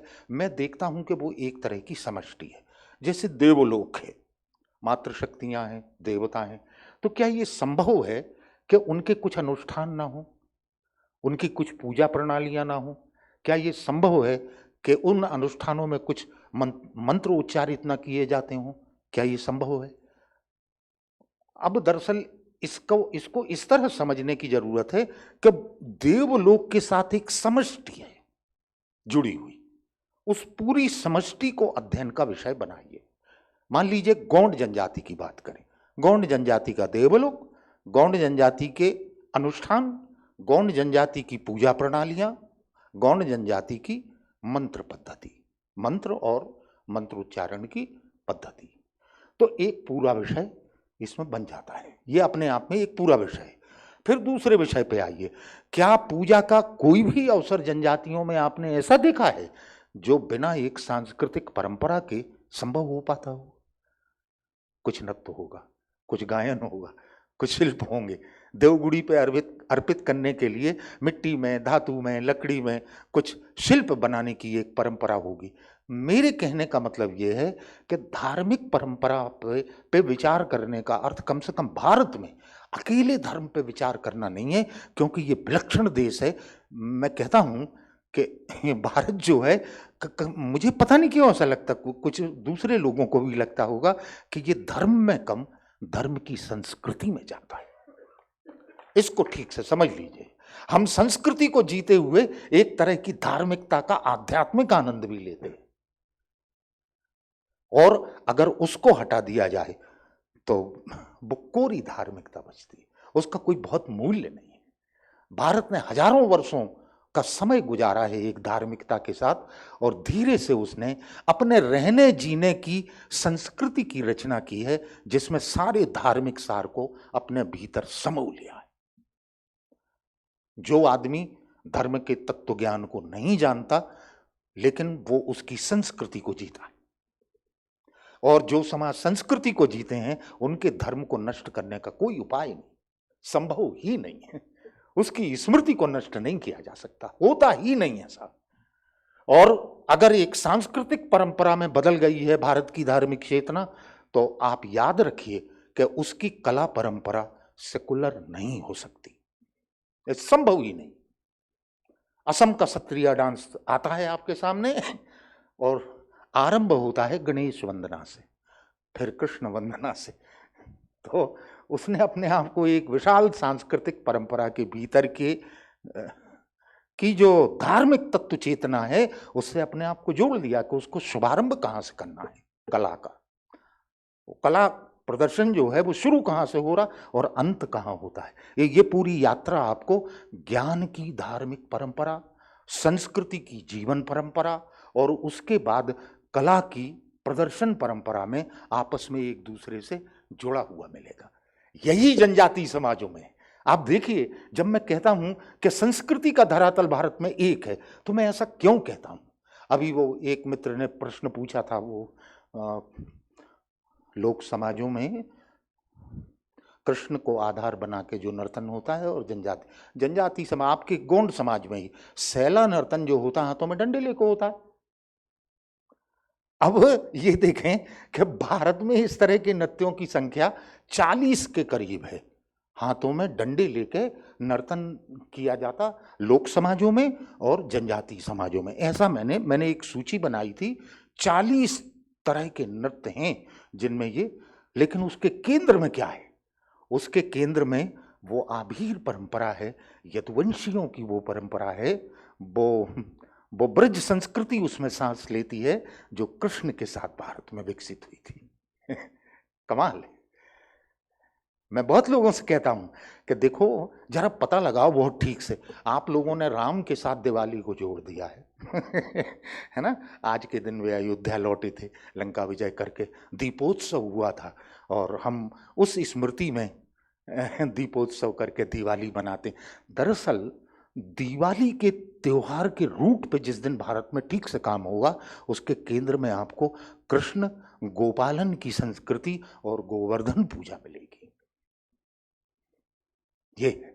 और उसके साथ जो एक कला परंपरा जुड़ी हुई है, वो सारे भारतवर्ष की जनजातियों और लोक समाजों को आपस में जोड़ती है। वो है हल्ली रासक के सैकड़ों रूप जो भारत में जन्मे, जिनको ब्रज में रास कहा गया और गुजरात में डांडिया रास। असम में तो आज भी आप उसको सत्रिया रास कहते हैं। तो रास के जितने रूप भारत में जन्मे उसके केंद्र में वो है। जब इस तल से हम भारत की कला को देखना शुरू करेंगे तो वो संस्कृति के बिना संभव नहीं, और जब भारत की संस्कृति को देखना शुरू करेंगे तो वो उसकी धर्म और धार्मिक चेतना और धार्मिक परंपरा के बिना संभव नहीं। वे चीजें आपस में गुथी हुई हैं। इसलिए मैं आग्रह कर रहा हूं, अकेले देवता पे नहीं, एक जनजातीय समुदाय के देवलोक पे काम करें तो उसके अनुष्ठान पे भी काम करें, उसकी पूजा प्रणाली पे भी काम करें, उसके मंत्र प्रणाली पे भी काम करें, तो वो विषय की एक समष्टि बनती है। एक आदमी से कहें, ज्यादा नहीं, कोई गौंड समाज का आदमी है उससे कहें आप सिर्फ यही करिए, कोरकू समाज का आदमी उससे कहिए आप सिर्फ ये करिए। और ध्यान रहे, इस काम को करने का एक बड़ा रहस्य मैं आपको बता रहा हूं। एक वर्ष में हर जनजातीय समुदाय या लोक समाज का एक चक्र पूरा होता है, एक चक्र त्योहारों का, पूजा पद्धति, पूजाओं का एक चक्र पूरा होता है। तो उसको एक वर्ष का समय दीजिए कि इस पूरे साल में जितने बार अपनी देवगुड़ी में या जनजातीय समाज की धार्मिक परंपरा में जिन देवताओं की पूजा होती है, जिन विधियों से होती है, जो अनुष्ठान किए जाते हैं, जो मंत्रवाचन होता है, उस सबको वो उल्लेख करता जाए, नोट करता जाए। आप हैरत करेंगे कि वो समष्टि उस देवलोक को समझने का पूरा तरीका होगी। अभी ये काम थोड़ा आधा है कि देवता, मातृशक्ति, पुरखे और दुष्ट शक्तियों के उल्लेख, कि कितने स्वरूप में हैं, कितने देवताओं की मूर्तियां बनी हैं, कितने देवता ऐसे हैं जिनके स्वरूप और मूर्तियां नहीं हैं। वे कुल मिला के एक धारणा में हैं, वे वृक्षों में हैं, सरोवर में हैं, वन में हैं, अन्य अन्य पूज्य स्थानों पे हैं, लेकिन बिना स्वरूप के हैं, यानी वे हमारी आस्था की वाचिकता में निवास करते हैं। उनका भी उल्लेख। तो ये अपने आप में एक पूरा काम होगा और ये एक असमाप्त काम है। भारत में मैं कहता हूँ आपका सिर चकरा जाए, इतनी सांस्कृतिक विविधता के बीच में भारत है। मतलब एक जीवन आपका पूरा लग जाए अकेले एक प्रदेश में जितनी जनजातियां हैं उनकी जो सामुदायिक धार्मिक परंपराएं हैं उस पर काम करने के लिए एक जीवन कम लगता है। लेकिन जब पहला पैर सही दिशा में पड़ता है तो हम एक दिन गिरते पड़ते, सीखते, जानते, सफल और असफल होते किसी दिन अपने लक्ष्य तक पहुंच ही जाते हैं, फिर हमें रोका नहीं जा सकता। लेकिन दुर्भाग्य से ये आरंभ ही संस्कृति के क्षेत्र में भारत न कर पाए, इसके सारे उपक्रम कर दिए गए थे। उसको जो कुछ भी सिखाया गया उसमें अपने को देखना कहीं शामिल नहीं था। और ये बहुत अच्छा मुहूर्त है, कोई बहुत बड़ी शुभ इच्छा ही हमें प्रेरित कर रही है कि हम अपने को देखना शुरू करें।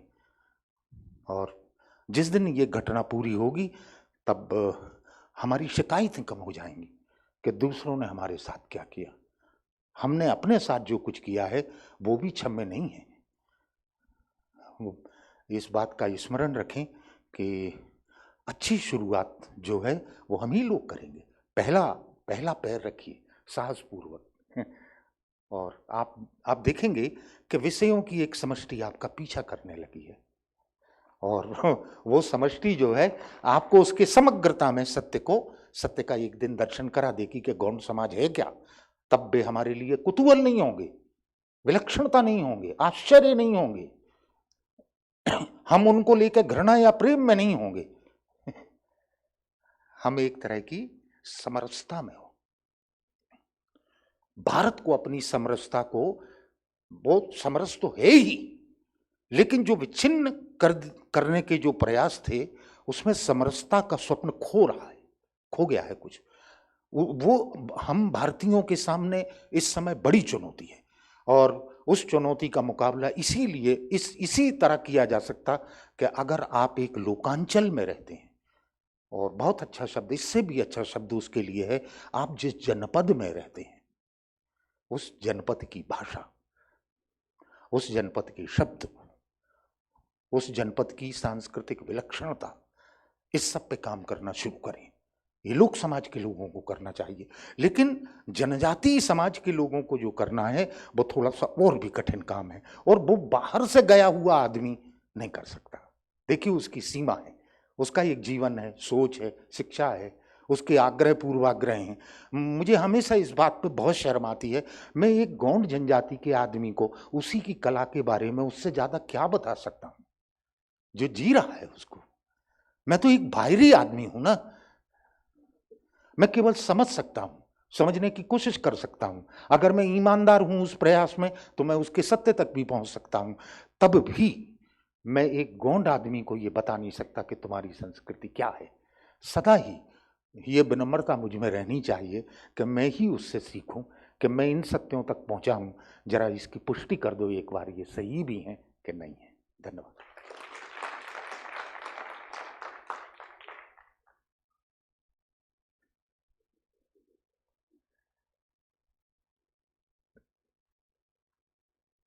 एकात्मता के सूत्रों को पहचानें, धार्मिकता की समष्टि को देखें तो विषयों की समष्टि भी पीछा करने लगती है। पूरा जीवन कम है लेकिन पहला कदम सही पड़े तो सब कुछ संभव है। इन सूत्रों के साथ आपका मार्गदर्शन प्राप्त हुआ, बहुत बहुत धन्यवाद डॉक्टर कपिल तिवारी जी। 3 दिन के इस आयोजन की समाप्ति की ओर हम सब चलते हैं और आपने, जैसा कि मैंने बहुत सारा विवरण पहले दिया था, आप सब उसके सहभागी बने हैं। मैं इसको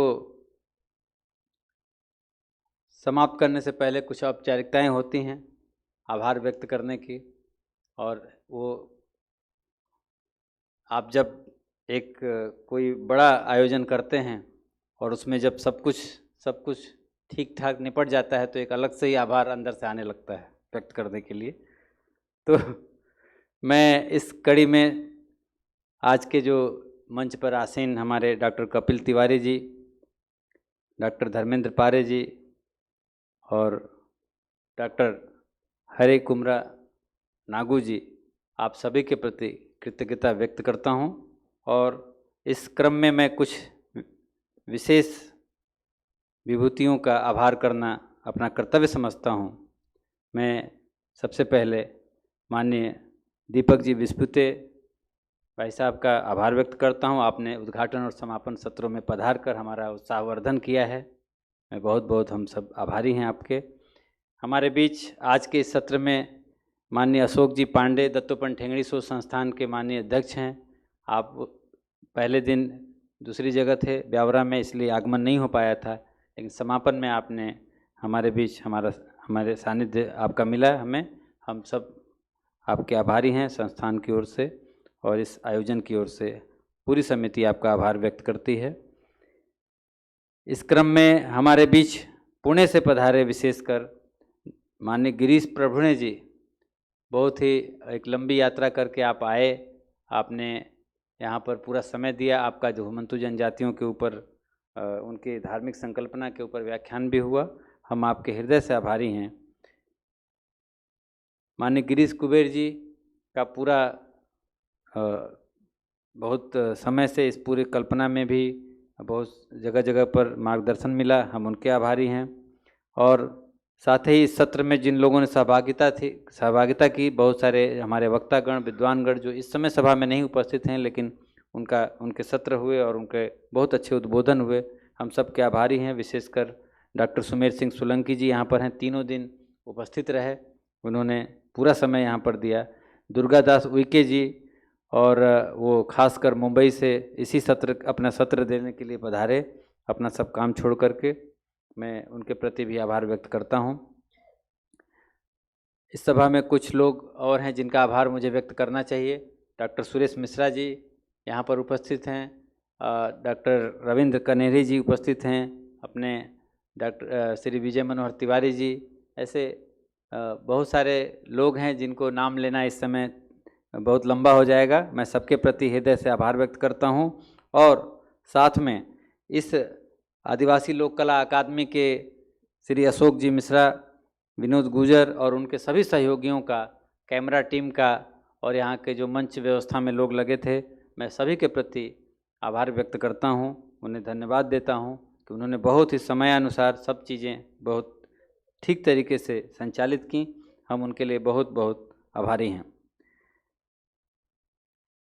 मीडिया का भी हमें पर्याप्त सहयोग मिला, मैं मीडिया के साथियों का भी आभारी हूं।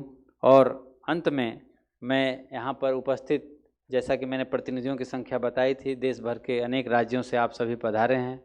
मैं आप सभी के प्रति बहुत ही हृदय से आभार व्यक्त करता हूँ कि आपने इतने ठंड में, कोरोना के इस महामारी के संकट काल में भी हमारे आग्रह को स्वीकार किया, इस विषय में अपनी रुचि दिखाई और अनेक प्रकार के कष्ट सहते हुए आप भोपाल तक पधारे।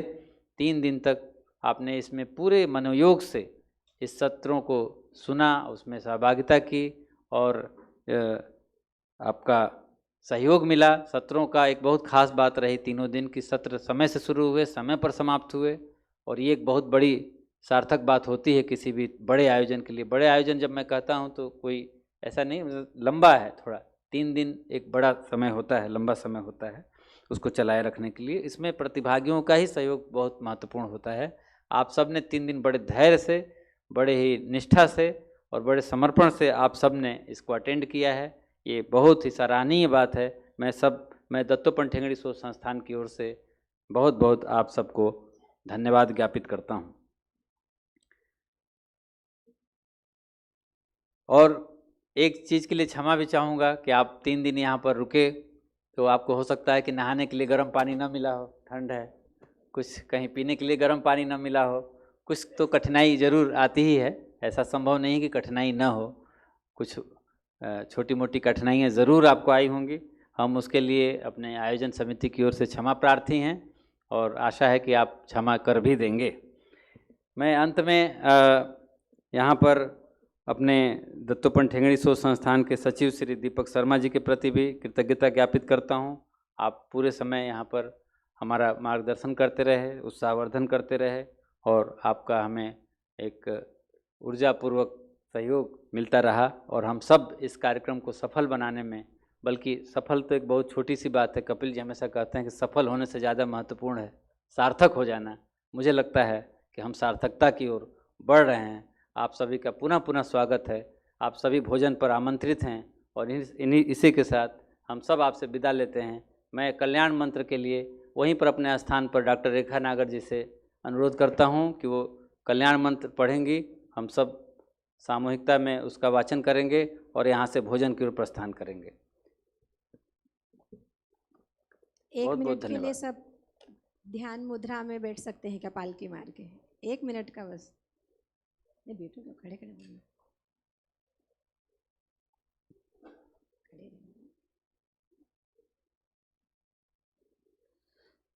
ओम सर्वे भवन्तु सुखिनः, सर्वे सन्तु निरामया, सर्वे भद्राणि पश्यन्तु, मा कश्चित् दुःखभाग् भवेत्। ओम शांति शांति शांति। धन्यवाद।